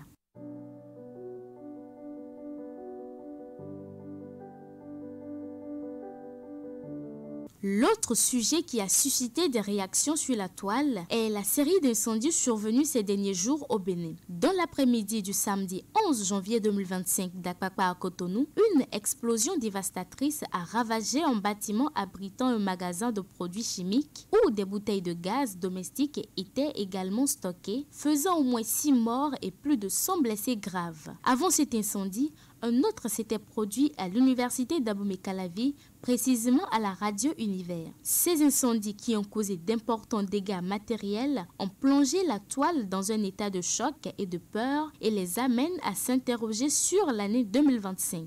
Sachez tous que nous sommes en période de sécheresse et qu'une petite étincelle, même une chaleur extrême, peut déclencher un feu si le combustible parfait se retrouve dans les rayons au bon moment. Faites donc plutôt beaucoup plus attention à vous. Le bilan des dégâts de ce mois de janvier 2025 est très lourd, que Dieu nous protège. Franchement, 2025 commence mal pour le pays. Une sensibilisation médiatique s'impose afin d'aider la population à éviter ces drames. C'est le moment de rappeler à certains citoyens les gestes par mesure de sécurité. Lorsque vous voulez sortir de la maison pour aller au travail, prenez toujours la peine de disjoncter votre compteur électrique et débrancher aussi vos prises, c'est très important. Il faut que des mesures de prévention sur les risques d'incendie soient données avant les faits. Associations, assistance internationale doivent rester à pied d'œuvre pour sauver assez de vies humaines dans le monde entier. 1 minute perdue, une vie sauvée. Lorsque vous ressentez une forte odeur de gaz dans votre environnement, c'est qu'il y a certainement une fuite de gaz. Pour limiter les conséquences en cas de fuite de gaz, évitez de toucher les appareils électriques et électroniques tels que les interrupteurs, téléphones, ordinateurs portables, prises électriques, briquets, bougies, allumettes, sonnettes, ascenseurs qui sont des objets capables de produire des flammes ou des étincelles. Les agents chargés de manipuler au quotidien les produits dangereux doivent être sensibilisés sur les règles de sécurité. Lorsqu'il y a explosion de gaz ou autre dans son environnement immédiat, il est conseillé de quitter les lieux lorsqu'on n'a pas une formation spécifique en la matière.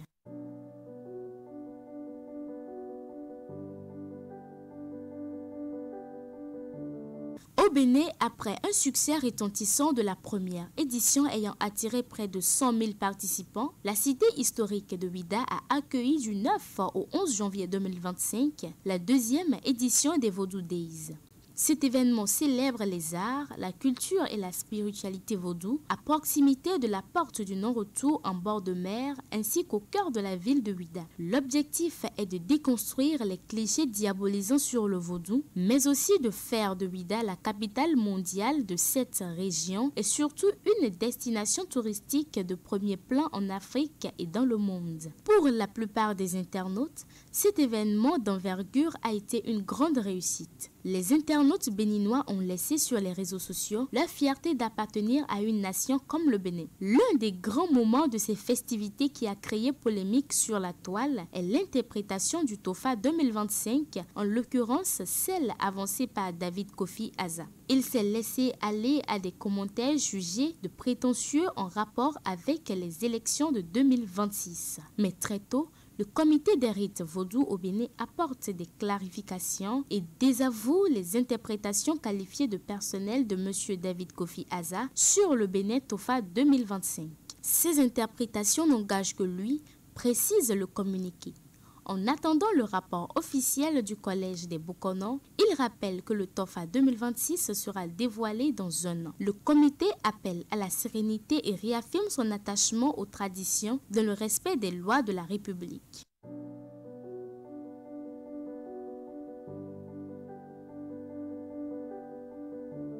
Le décès des artistes chanteurs béninois Praouda et Semevo Orishaoke, survenu respectivement le 24 décembre 2024 et 5 janvier 2025, a plongé la toile dans le deuil. Praouda, lui, serait mort d'un accident cardiovasculaire avec une grosse polémique sur les vraies causes de sa disparition et Semevo des suites d'une courte maladie. Voilà Eric, un résumé sur la présentation de Hidayat Salifou. Absolument. Acte 2 à présent de votre rubrique, les vidéos et autres extraits qui font marrer ou qui ont retenu l'attention sur les réseaux sociaux. Oui, Eric Guédénon, la fouille a permis de sélectionner quelques-unes de ces vidéos. Suivons ensemble.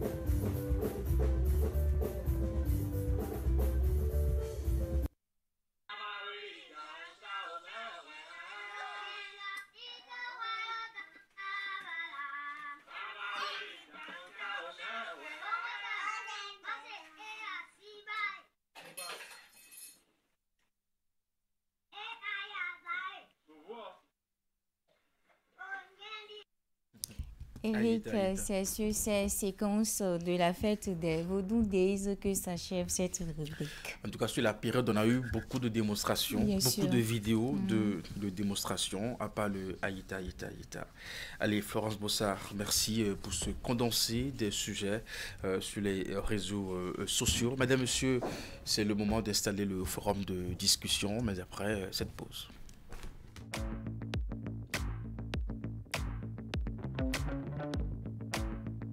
Profitez des Corsair Days et envolez-vous vers Paris et 19 villes de province à partir de 421 460 CFA aller-retour hors frais de service. Alors retrouvez-nous vite sur flycorsair.com et en agence de voyage. Corsair, voyagez en bonne compagnie. La cybercriminalité est un fléau à l'antipode du développement socio-économique durable et de la crédibilité de notre pays. Ne permettons pas aux cybercriminels et gaïmans de salir la réputation de notre pays et de ruiner nos efforts collectifs en faisant fuir les investisseurs. Ensemble, combattons la cybercriminalité en dénonçant les gaïmans. Pour tout renseignement et assistance contre la cybercriminalité, appelez les numéros 63 09 51 61, 63 09 51 62, 65 48 78 74 ou écrivez à l'adresse mail au crc@dgpr.bj.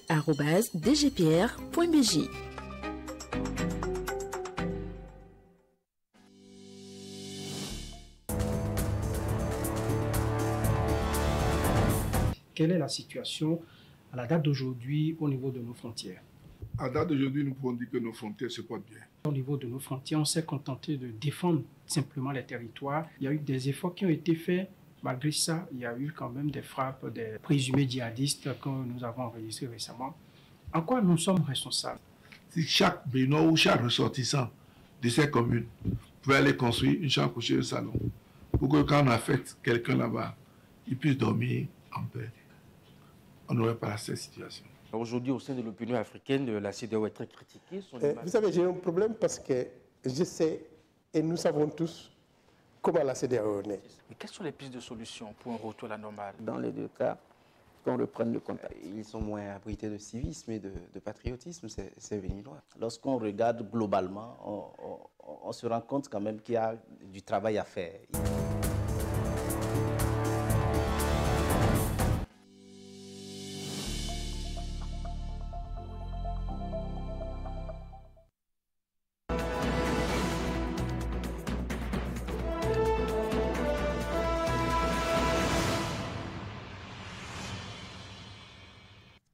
16 janvier 1977, une date qui rappelle à nos souvenirs l'agression des mercenaires. En effet, cela fait 48 ans que des mercenaires venus de l'extérieur ont agressé le Bénin. Ce matin, déjà, elle est organisée à la place de souvenirs, place des Martyrs de Cotonou, une cérémonie de dépôt de gerbes en la mémoire des personnes qui ont défendu la nation au prix de leur vie. Devoir de mémoire oblige dans le forum de discussion avec nos débatteurs. Nous reviendrons sur le contexte d'une telle agression. Franck Aounou, bonjour. Bonjour, Eric. Oula Beklikan, bonjour. Bonjour. Anissé Galosoke, bonjour. Bonjour, Eric. Je reste avec vous, justement. Vous êtes plus ancien sur ce plateau. Quel souvenir avez-vous de cet événement? Alors, j'ai le souvenir, étant enfant à l'époque, d'avoir vu mon père rentrer précipitamment à la maison et de nous avoir demandé à tous de rester bien enfermés. Puis il a pris un ancien fusil de chasse de fabrication artisanale et puis il est parti.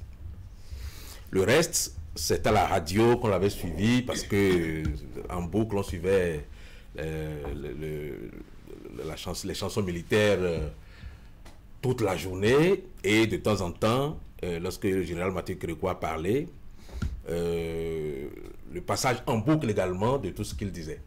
Et on voyait bien qu'il y avait un gros problème parce que la voix de Mathieu Kérékois ce jour-là était d'une gravité exceptionnelle. Et même étant enfant, nous savions, nous percevions que notre pays était véritablement en danger. Et ce qui s'en est suivi, c'est ce que la télévision nationale a pu montrer des armes qu'on a saisies, des personnes qu'on a pu rattraper et de la victoire qu'on a chantée tout le temps. Donc, vous savez, la Révolution savait chanter ses victoires. Et c'est de ça seulement que moi j'ai souvenir à l'époque. Et ensuite, il y a eu ce que vous savez, c'était devenu un jour de gloire qu'il fallait célébrer chaque année, et puis un monument. Mais il y avait eu des martyrs, il y avait eu des personnes qui étaient décédées ce jour-là. Et pendant longtemps, l'histoire a retenu leur nom. Bon, aujourd'hui, on ne sait plus du tout si l'histoire doit continuer de chanter ces noms-là, mais c'est passé aux oubliettes. Et pourtant, c'était des personnes qui avaient donné leur vie pour défendre la patrie. Et je pense que ce sont ces choses-là, peut-être, qu'on doit revoir un peu, parce qu'un héros ne peut pas l'être sur une période et ne plus être reconnu sur une autre période donnée. C'est la même histoire qui continue. Et avec le temps, nous avons eu la possibilité de savoir que tout cela ne s'est pas fait non plus sans la participation active de certains fils du pays. Comme on dit, l'agresseur ne vient jamais chez vous quand il n'y a pas quelqu'un dans votre maison qui lui indique les portes d'entrée. Donc, globalement, le 16 janvier, ça a été extrêmement douloureux. C'est devenu une grande victoire de la Révolution Et puis, à la fin, après la démocratie, après la conférence nationale, c'est devenu une journée ordinaire. En donnant l'exemple de votre papa tout à l'heure, je me suis posé la question, c'était une instruction qui a été donnée pour que de façon spontanée et volontaire, à l'époque, des citoyens puissent se saisir d'une arme, en tout cas bâton, de n'importe quoi, et sauver la nation. C'était l'état d'esprit de l'époque.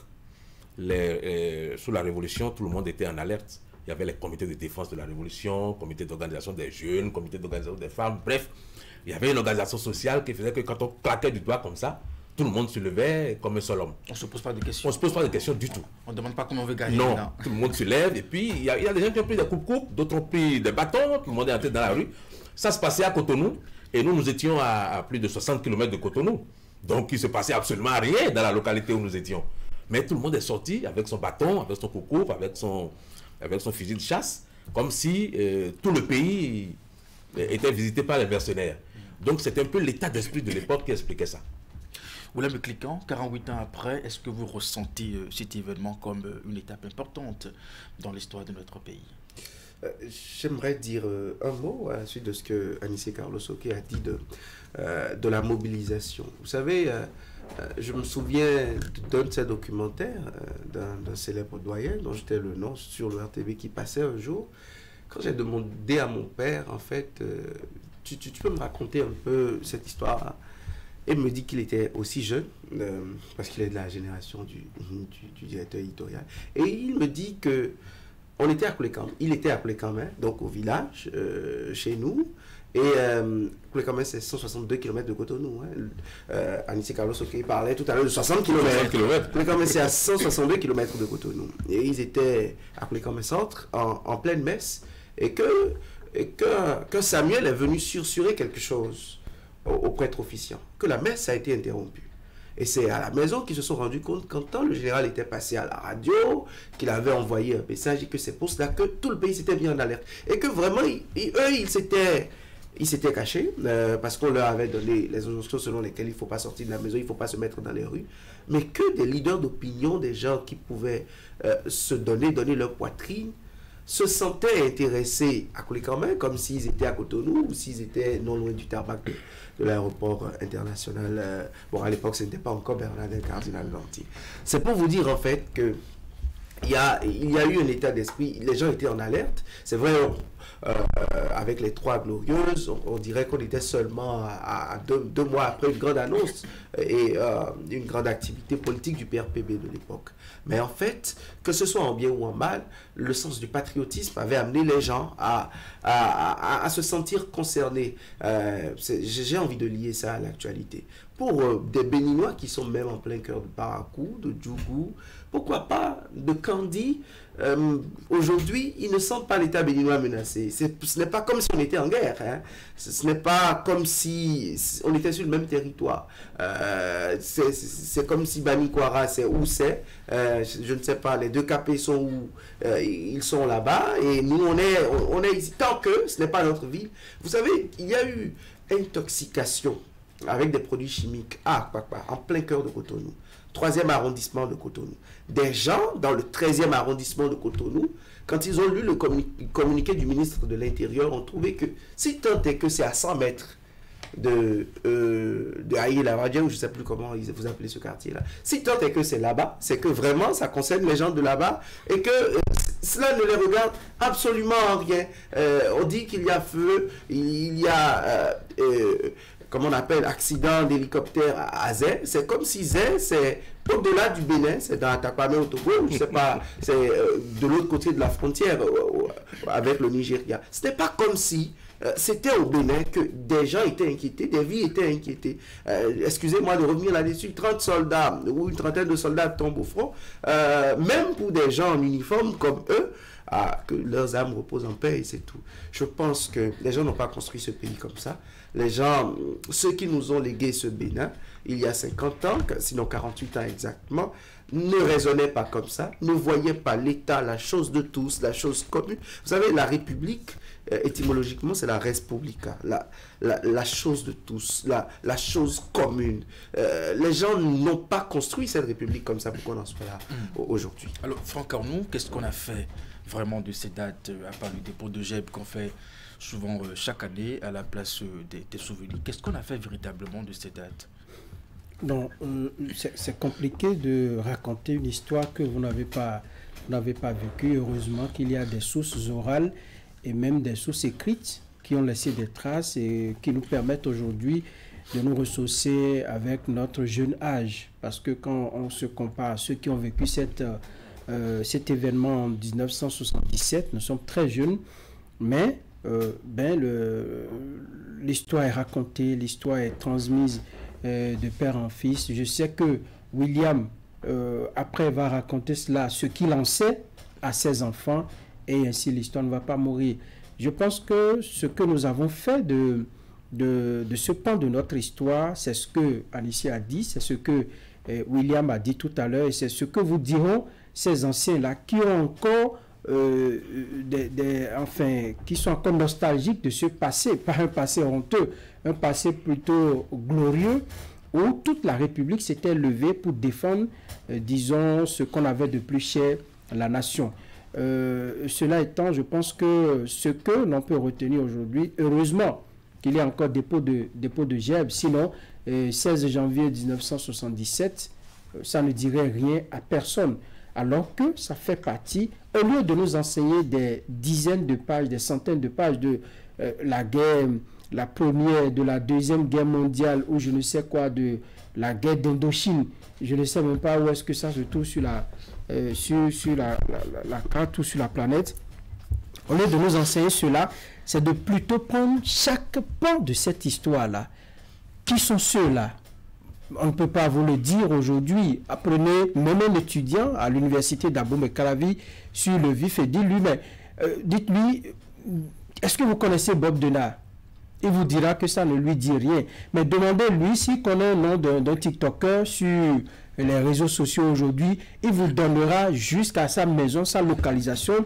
Et il va vous prendre par la main et amener chez lui. Qui est Général Mathieu Kélékou? Il y en a qui ne le connaissent pas encore, malheureusement. Comment est-ce que ça s'est passé? Qui sont ceux qui étaient les conspirateurs? Comment? Vous aurez zéro réponse. Ça veut dire que nous avons péché de ne pas pouvoir véritablement raviver cette histoire-là, raviver ces événements dans la tête de la jeunesse. Et ce n'est que la jeunesse qui pourra transmettre cela à la génération qui vient. Ça veut dire qu'au bout des 100 prochaines années, on peut imaginer que personne ne parle de cette agression de 1977. Et ça va être vraiment dommage. Moi, j'ai eu le temps de lire. Quand William parlait de son père tout à l'heure, c'est avec émotion, par exemple, que moi, mon père m'en avait parlé. Lui, il était quelque part à Banibé, je crois, aussi jeune dans le temps. Il a raconté comment. Il se disait, mais jeune cadre à l'époque, il venait d'entrer fraîchement, d'embrasser sa profession. Qu'on dise par exemple que des mercenaires sont venus prendre le contrôle, qu'est-ce qu'il allait devenir? Vous voyez avec quelle émotion il racontait tout cela. Bref, c'est pour dire que nous n'avons pas le droit de laisser mourir cette histoire, ce pan de l'histoire de notre pays. Mais à la loupe vont les choses, j'ai bien peur qu'on en arrive à cette étape. Anissé Kalosoke, dépôt de GEB en la mémoire des personnes qui ont défendu la nation. Est-ce que cela suffit pour raviver la flamme du patriotisme, l'intérêt de la nation, défendre la nation aujourd'hui? En fait, c'est vous qui me l'apprenez. Moi, je ne savais même plus qu'il y avait dépôt de GEB. Honnêtement, puisque avant la fin de la journée, vous le sauriez. Ça ne retient l'attention de personne. Personne ne sait ce que c'est que cette cérémonie-là qu'on va faire. Ailleurs, c'est la même date en France, aux États-Unis, ils font obligé de prendre. Ah, mais oui, mais oui. Les héros, ça se fabrique. Si nous avons aujourd'hui Bioguera, si nous avon aujourd'hui Béanzin, Kaba, c'est des héros que la révolution a fabriqués pour les besoins d'une cause. C'était des héros qu'on avait fabriqués pour nous donner des modèles. Des modèles dans lesquels nous devons nous identifier et agir comme ils le faisaient. Avec courage, avec détermination et foi, quand le pays est en danger. Donc, c'est des héros qu'on a fabriqués. Et ceux qui sont tombés le 16 janvier 1977, pendant longtemps, il y a même des chansons dans lesquelles on les citait énormément pour en faire des héros. Ces chansons, vous renversez complètement les tripes quand vous les écoutez. Parce que je me souviens très bien d'une de ces célèbres chansons qui racontait avec un élan poétique toute cette histoire. Et franchement, ça vous marque. Mais c'est qu'on ait décidé de mettre tout ça sous boisseau. C'est ça le problème. Et pourquoi? Ça, je ne peux pas l'expliquer. Parce que je pense qu'il y a certains qui ont pensé que à partir du moment où on a décidé qu'on n'était plus sous la révolution et qu'on passe sous le régime de la démocratie, tout ce qui avait été avant la démocratie devait être complètement rangé parmi les choses dont on ne peut plus se servir. On a mis tout au début. Vu de cette façon, cela peut être un choc pour les familles qui... En fait, on a jeté l'eau du bain avec le bébé. C'est ce que nous avons fait en 1990. Et ça va nous rattraper parce qu'aujourd'hui, nous n'avons plus de héros. Nous n'avons plus il n'y a plus rien qui nous galvanise, la fibre patriotique s'étiole et même se meurt. Et quand c'est comme ça, tout ce que vous faites, ça n'a aucun sens parce que si vos enfants ne sont pas des enfants, ne sont pas des patriotes, s'ils ne sont pas nourris à la fibre patriotique, tout ce que vous faites, ils peuvent détruire ça en une seule journée. Donc, je pense qu'il nous reste à nous réapproprier ce sens du patriotisme qu'on avait et à le faire partager à nos enfants pour que, enfin, la République soit au centre. William a donné des exemples très, très, très précis. Aujourd'hui, personne ne se sent concerné par ce qui se passe dans le quartier voisin. Et pourtant, nous sommes dans le même pays, nous avons les mêmes problèmes et nous disons que nous sommes une même nation. Vous voyez? Donc, enfin, d'unité nationale.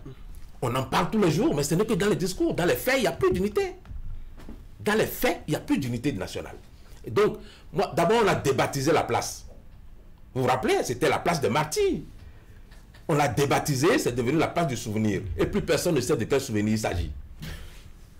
Oui, c'est comme un jardin, Matthieu. Bon, je ne sais pas, Matthieu renvoie, c'est un prénom d'un disciple de Jésus. Je ne sais pas en quoi ça nous ressemble, Matthieu.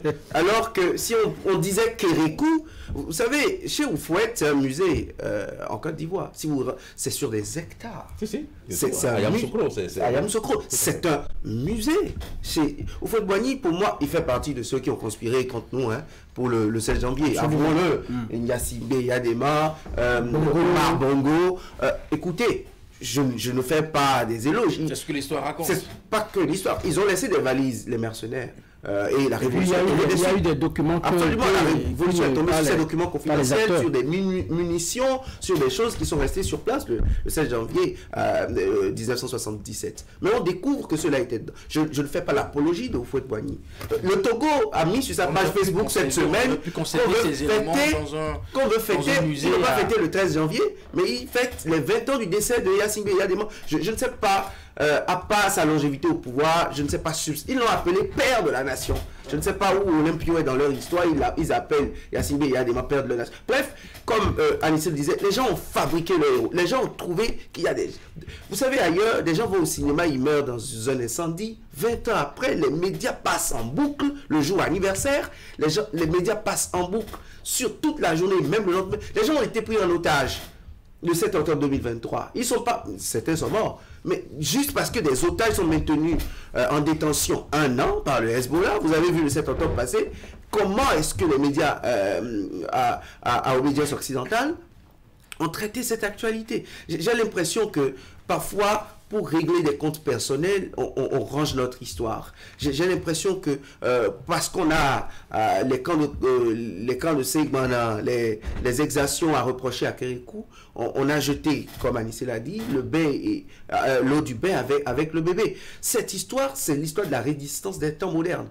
Vous savez, Kérékou dit dans son discours l'impérialisme aux abois.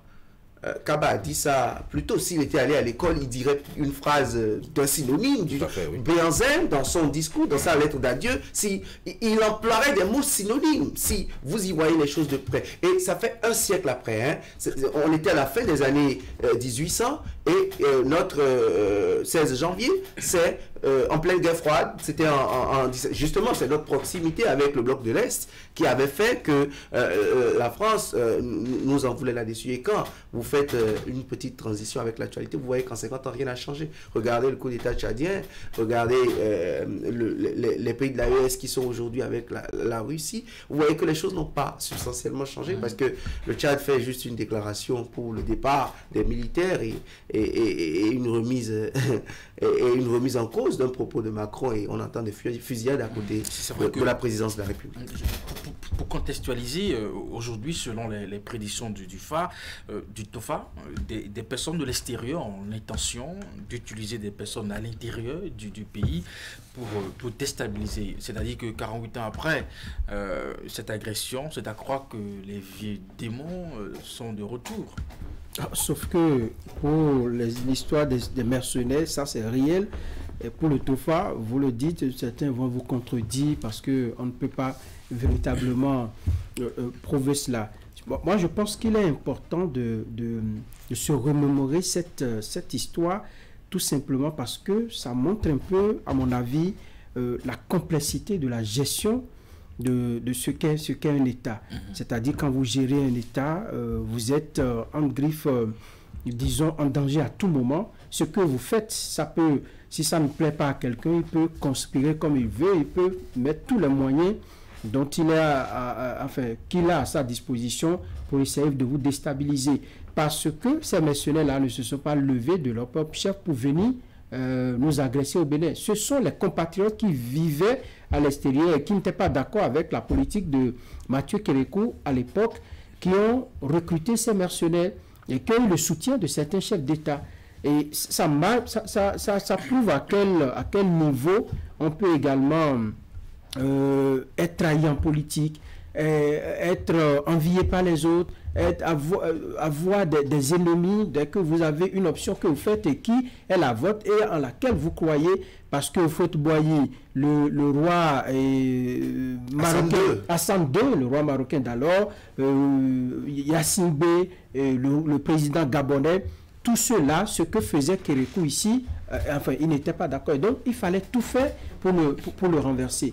Et donc, en politique, il y a beaucoup de choses qu'on peut apprendre, même aux jeunes acteurs politiques aujourd'hui, qui puissent en profiter, qui puissent se saisir pour voir un peu par rapport à ce qui se passe maintenant, comment mener la politique. Et donc, c'est important, à mon avis, que si les auteurs eux-mêmes, les acteurs eux-mêmes ont pu écrire des ouvrages, je crois qu'il y en a 2, sur ceux qui sont venus, et eux-mêmes ils ont raconté ce pourquoi on les avait recrutés, ce qu'ils sont venus faire et comment ils ont essuyé cette défaite ici au Bénin. Ils n'ont jamais vu ça quelque part parce que tout était, disons, chronométré. Ils savaient qu'ils avaient un certain nombre de minutes à passer au Bénin. On prend le pouvoir, l'aéroport, les points stratégiques, on remet le pouvoir à celui qui doit le prendre et puis ils disparaissaient. Mais ça a été vraiment une malheureuse expérience pour eux. Et ça, la jeune génération doit pouvoir le savoir. Il faut qu'on puisse revoir notre manière de faire. Et c'est pourquoi je pense que l'état d'esprit, c'est vrai, on ne peut pas avoir le même état d'esprit au temps du PRPB, au temps de Mathieu Kérékou, mais aujourd'hui, nous devons savoir quel état d'esprit nous devons avoir par rapport aux agressions, par rapport aux événements malheureux. Au temps du PRPB, peut-être que ceux qui sont à Yelawadje, je ne sais quoi, dans un quartier où il y a l'intoxication, il y a l'environnement qui est infesté aujourd'hui, d'autres leur ouvriraient leur maison. Venez, on reste ensemble, on va partager le peu de repas que nous avons. Une solution. Aujourd'hui, si vous pointez à la porte de quelqu'un, il vous chasse, eh bien, il va crier fort pour dire, mais il est venu me déranger, et c'est l'individualisme qui est en train de prendre le pas. Alors, de cet événement, aujourd'hui, il y a beaucoup de problématiques. Anissé Kalo Soké, à cette époque non plus, tout le monde n'était pas si patriote, parce que des Béninois à l'extérieur ont pu conspirer avec des puissances pour attaquer leur propre pays, cela posait aussi un problème à leur niveau. Oui, mais vous avez bien dit que ce sont des Béninois qui étaient à l'extérieur. Parce que ceux qui étaient à l'intérieur... On n'arrête pas d'être béninois parce qu'on est à l'extérieur ou à l'intérieur. C'est vrai, et il faut se rendre à l'évidence d'une chose, c'est-à-dire qu'il n'y a aucun patriotisme, il n'y a aucun amour de la patrie qui puisse s'exprimer à travers le recours à des mercenaires pour attaquer son propre pays. Je ne vois pas ce qu'on peut gagner en dehors du fait d'avoir le pouvoir par tous les moyens. Donc, ce n'est pas une forme de patriotisme, ça. Et si aujourd'hui, il y a des personnes qui conspirent, il faut qu'elles sachent que ce n'est absolument pas par amour pour la patrie, c'est par amour pour leurs ambitions personnelles. Et moi, je dis, vous savez, les héros que nous avions eus hier auraient continué d'exister aujourd'hui, que les enfants passeraient au moins le temps à demander à leur père, mais expliquez-nous ce dont on parle. Il y a une différence quand même. Ce dont on parle. On a cultivé chaque année. Qu'est-ce qu'ils ont fait, ceux-là, pour mériter qu'on cite leur nom? Vous voyez, bon, aujourd'hui, personne ne dit rien. Bon, ils sont passés aux oubliettes, un peu comme si c'était une période gênante. Mais vous savez ce qui a produit ce résultat? C'est parce qu'à un moment, en 90, les personnes qui ont conspiré contre le pays sont rentrées, ont pris des places à la présidence de la République. Et donc, il était totalement gênant de continuer de célébrer un événement dont ils n'avaient pas tenu le beau rôle. Vous voyez? C'est comme ça que tout doucement, ça a commencé par disparaître de la mémoire des gens. Parce que les grands conseillers de Mathieu Créco à l'époque, c'était justement ceux qui avaient organisé l'agression du 16 janvier. Hein? Moi, je me demande tous les jours si cette agression avait été un succès, dans quel pays nous serions-nous retrouvés? Moi, je me pose toujours la question. Quel serait aujourd'hui le Bénin dans lequel nous vivions? Donc, il faut rendre grâce à Dieu qu'à l'époque, ça n'a pas fonctionné et continuer de croire que les Béninois ne vont plus recourir à ce genre de méthode pour prendre le pouvoir. Parce qu'il n'y a que ça comme ambition derrière, prendre le pouvoir. Et donc, voilà un peu ce que... L'échec de cette agression, on le doit à la fois au général qui était à la tête de son armée, qui a pris le devant des choses, mais aussi à cette volonté des citoyens de se lever. Si on contextualisait les choses aujourd'hui... Ce n'était pas que de la volonté des citoyens. C'est que les citoyens étaient en alerte tous les jours. Voilà. Sous la Révolution, il n'y a pas un jour où le citoyen dort. Il y a toujours une raison pour laquelle on vous mobilise, et vous êtes toujours en alerte, toujours en train de pousser des slogans, toujours en train d'aller à des réunions politiques. Tout le temps, vous êtes dedans. De sorte que c'est devenu un peu comme une seconde nature de se lever quand il y a un problème. Déjà, même lorsqu'il y avait des campagnes de salubrité, vous ne pouvez pas rester chez vous. C'est ça. Vous ne pouvez pas. Donc, vous voyez, donc ça se cultive. Et ça, et ce n'est pas lié à une période révolutionnaire ou à une période démocratique. Ça, c'est du patriotisme et on peut l'entretenir en toute saison, que ce soit sous la Révolution ou que ce soit sous la démocratie. Ça fait partie des choses que nous avons laissées derrière et que nous devons retrouver rapidement, sinon notre pays... William Clécan, aujourd'hui, est-ce que nous serons prêts à défendre la nation au même titre que nos aînés à cette époque? Je crains. Parce qu'on n'a pas suffisamment été éduqué à la patrie. Quand on dit patrie, on ne pense pas... On ne voit pas les choses de la même façon. Vous savez, quand Jean-Marie Le Pen est mort, vous avez vu les controverses dans les médias français. Les gens disent, mais quoi qu'on dise de lui, mais au fond, il était animé par un gros patriotisme. Au fond, il était jaloux de la France et de sa France. Justement, et il avait des manières vraiment... Au même moment, il y en a qui ont sorti son côté le plus mauvais, avec les titres de certains médias français qui l'ont beaucoup... Tout ça qu'on lui incombe, ces nombreuses condamnations pour antisémitisme, pour racisme, mais Jean-Marie Le Pen le faisait au nom de ce qu'il pense que la France est pour les Français d'abord. Et ça... En fait, il disait ce que la plupart... Tout le monde disait tout bas, tout ce qu'on ne disait pas dans les discours à l'Élysée avec beaucoup de maquillage, de figures de style et d'hypocrisie institutionnelle, alors que dans le fond, on était prêt à faire comme lui. Parce que les derniers propos même d'Emmanuel Macron, justement, sur ce que Le Pen... Là, j'aime bien la réplique de Ibrahim Traoré. Donc, en fait... reconnaissons-le, rien fondamentalement n'a changé chez les gens dans leur façon de percevoir l'État. Ils sont peut-être dans l'hypocrisie collective, dans la soi-disant mondialisation avec vous, et tel le discours, mais pour l'intérêt national, les gens sont capables de tout. Les gens... Mais des 7 martyrs, il y a un civil. Il n'y a pas que des militaires. Il y a 6 militaires, il y a un civil. Des attaques terroristes que nous avons, je ne sais pas s'il y a un seul courageux qui... J'ai parlé d'intoxication, laissez les armes là. J'ai parlé d'intoxication dans un quartier. Les gens sont capables d'être solidaires. Et ça, je pense que si c'est un mal, c'est plus qu'une peste. Alors comment on renoue avec tout ça? C'est l'éducation. C'est l'éducation. On retourne à l'école du patriotisme. Anissé, vous qui êtes plus ancien ici sur ce plateau, qu'est-ce qu'on fait? Moi, je n'ai de cesse. On ne peut pas non plus laisser les choses comme ça. Je n'ai de cesse de le dire. Nous avons un pays dans lequel on donne la priorité à l'instruction et on délaisse l'éducation. Il y a une différence. Il y a une grande différence. Les Béninois sont très instruits, mais pas suffisamment bien éduqués. Nous ne savons pas quel comportement il faut avoir dans un régime démocratique, quel comportement il faut avoir vis-à-vis de l'État, quel comportement il faut avoir vis-à-vis des biens de l'État, quel comportement il faut avoir vis-à-vis de nos compatriotes pour que nous puissions bâtir quelque chose ensemble. On ne nous éduque plus dans ce sens.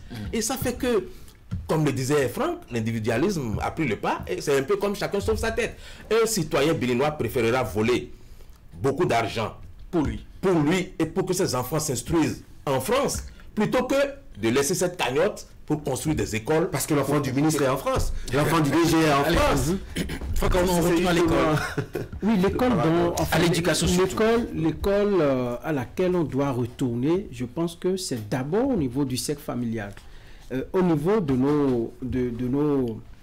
nos familles aujourd'hui, quel temps le papa a? Il n'a pas fini de fouiller son portable pour appeler son enfant, pour lui raconter, parce que ça c'est pas sur les portables. Vous n'allez pas envoyer des messages à vos enfants à la maison. Vous finissez de manger, papa se range dans sa chambre pour dire j'ai du boulot. Il peut passer tout le temps sur TikTok. L'enfant également a sa tablette dans la chambre.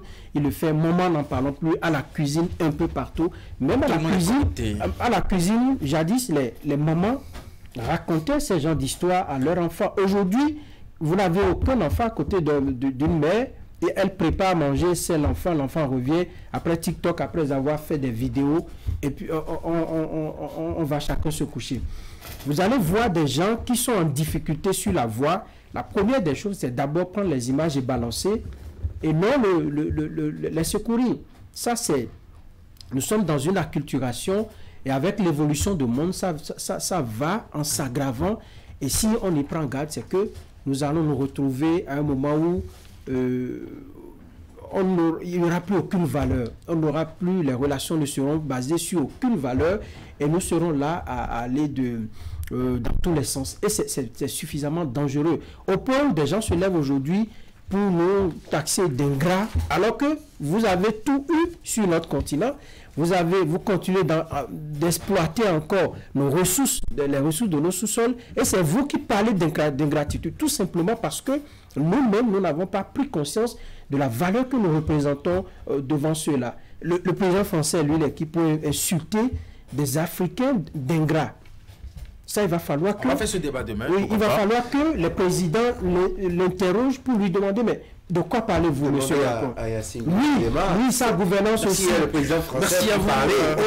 Aussi calamiteuse. Vous savez, si on doit faire un bilan de la gouvernance de Macron, merci à vous, Franck. La France est tombée pratiquement. Donc c'est lui aujourd'hui qui nous donne des leçons. C'est bien dommage. Pour l'instant, cette journée est consacrée à la mémoire de ces personnes qui ont défendu la nation au prix de leur vie. Peut-être qu'aujourd'hui, nous ne serions pas là. L'État bénin ne serait pas là aujourd'hui si, à cette époque, ces personnes ne s'étaient pas levées justement pour défendre la nation. Donc, prions pour la mémoire de ces personnes. Après ce forum de discussion, on retrouvait Idriss Boukari avec la revue de presse. On se retrouve demain avec le même plaisir. Très bonne journée à vous et bonne suite des programmes sur Canal 3 Télévision.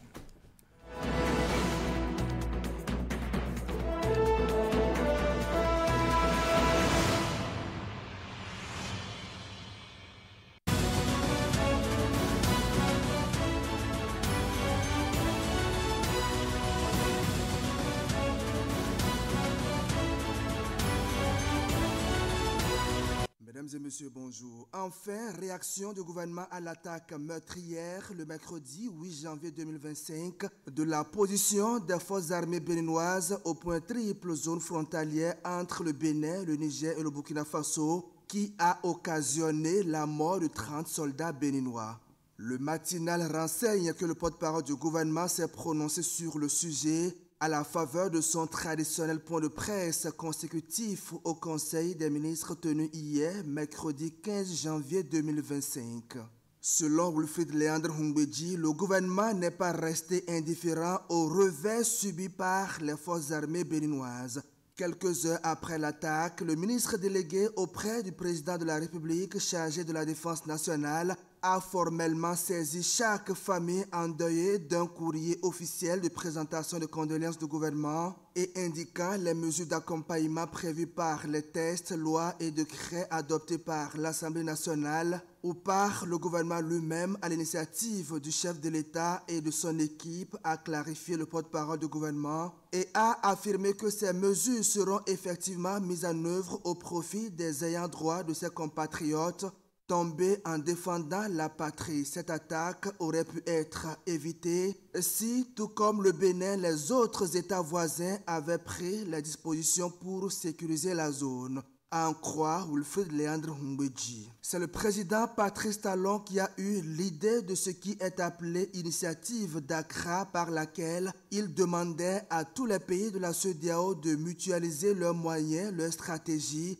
afin de conduire une riposte concertée face à ce phénomène. La disponibilité des autres n'étant pas apparue de façon manifeste, le Bénin a pris sur lui d'engager les investissements nécessaires. Des recrutements massifs ont été opérés avec à la clé la mise à disposition d'équipements adéquats pour faire face au terrorisme. Matin Libre conclut alors que la coopération militaire reste indispensable pour faire face aux attaques terroristes. Fraternité, pour sa part, s'intéresse ce matin aux conditions de séjour au Niger et révèle que les ressortissants béninois se retrouvent entre inquiétude et adaptation. Le journal précise que l'inquiétude fait suite à une ordonnance rendue publique lundi dernier par le président nigérien Abdurrahman Tiani, qui a instauré de nouvelles exigences pour l'entrée et le séjour des étrangers sur le territoire. En effet, les nouvelles mesures prévoient que désormais tout étranger souhaitant entrer au Niger devra présenter un titre de voyage ou un permis de séjour valide. Elles sont prises dans un contexte de lutte accrue contre la menace terroriste qui fragilise ce pays du Sahel. 48 heures après l'annonce, renseigne la parution, la communauté béninoise au Niger exprime des réactions mitigées. Éric Eronon, secrétaire général du collectif des ressortissants béninois pour une coopération apaisée entre le Bénin et le Niger, a confié qu'il comprend la décision lors d'un entretien exclusif accordé au confrère Jacques Degbé de Radio Fraternité FM. C'est une surprise, mais nous comprenons les motivations des autorités nigériennes. L'objectif est de protéger le territoire contre les menaces sécuritaires, a-t-il affirmé. Malgré une compréhension globale de la décision, le collectif appelle à une certaine adaptation. Parmi les doléances exprimées figure l'octroi d'un délai supplémentaire pour se conformer à ces nouvelles mesures, la réduction des coûts liés à l'obtention des documents requis ainsi qu'une harmonisation des mesures pour toutes les communautés étrangères résidant au Niger. La nation convie ses lecteurs à découvrir les différents projets d'aménagement mettant davantage en valeur la ville de Ouidah et ses offres touristiques. Le quotidien du service public fait observer à sa page 2 que la ville-musée du Bénin se transforme avec la mise en œuvre de vastes projets d'aménagement et de réhabilitation. Cette métamorphose palpable lors des Vodou Days, selon le Canard, marque une étape importante dans la valorisation du patrimoine culturel et touristique de la région. La propreté de la ville est satisfaisante, elle qui bénéficie avec d'autres communes des initiatives comme le programme de ramassage et de traitement des ordures du Grand Okoué et le programme d'assainissement pluvial des villes secondaires du Bénin. L'attraction est encore plus fascinante sur les sites aménagés du fort français, de la forêt sacrée, de l'esplanade du temple des Pythons, de la place Maro, du mémorial de Zumboji et du village des Vodou Days près de la porte du Nord-Retour et de l'arène de Ouidah inaugurée samedi dernier qui ont vibré au rythme du festival Vodou Days du 9 au 11 janvier 2025. Les travaux d'aménagement se poursuivent, indique la nation, avec l'édification d'une dynamique globale visant à maximiser le potentiel touristique de la zone tout en facilitant le quotidien des habitants. Merci de votre aimable attention.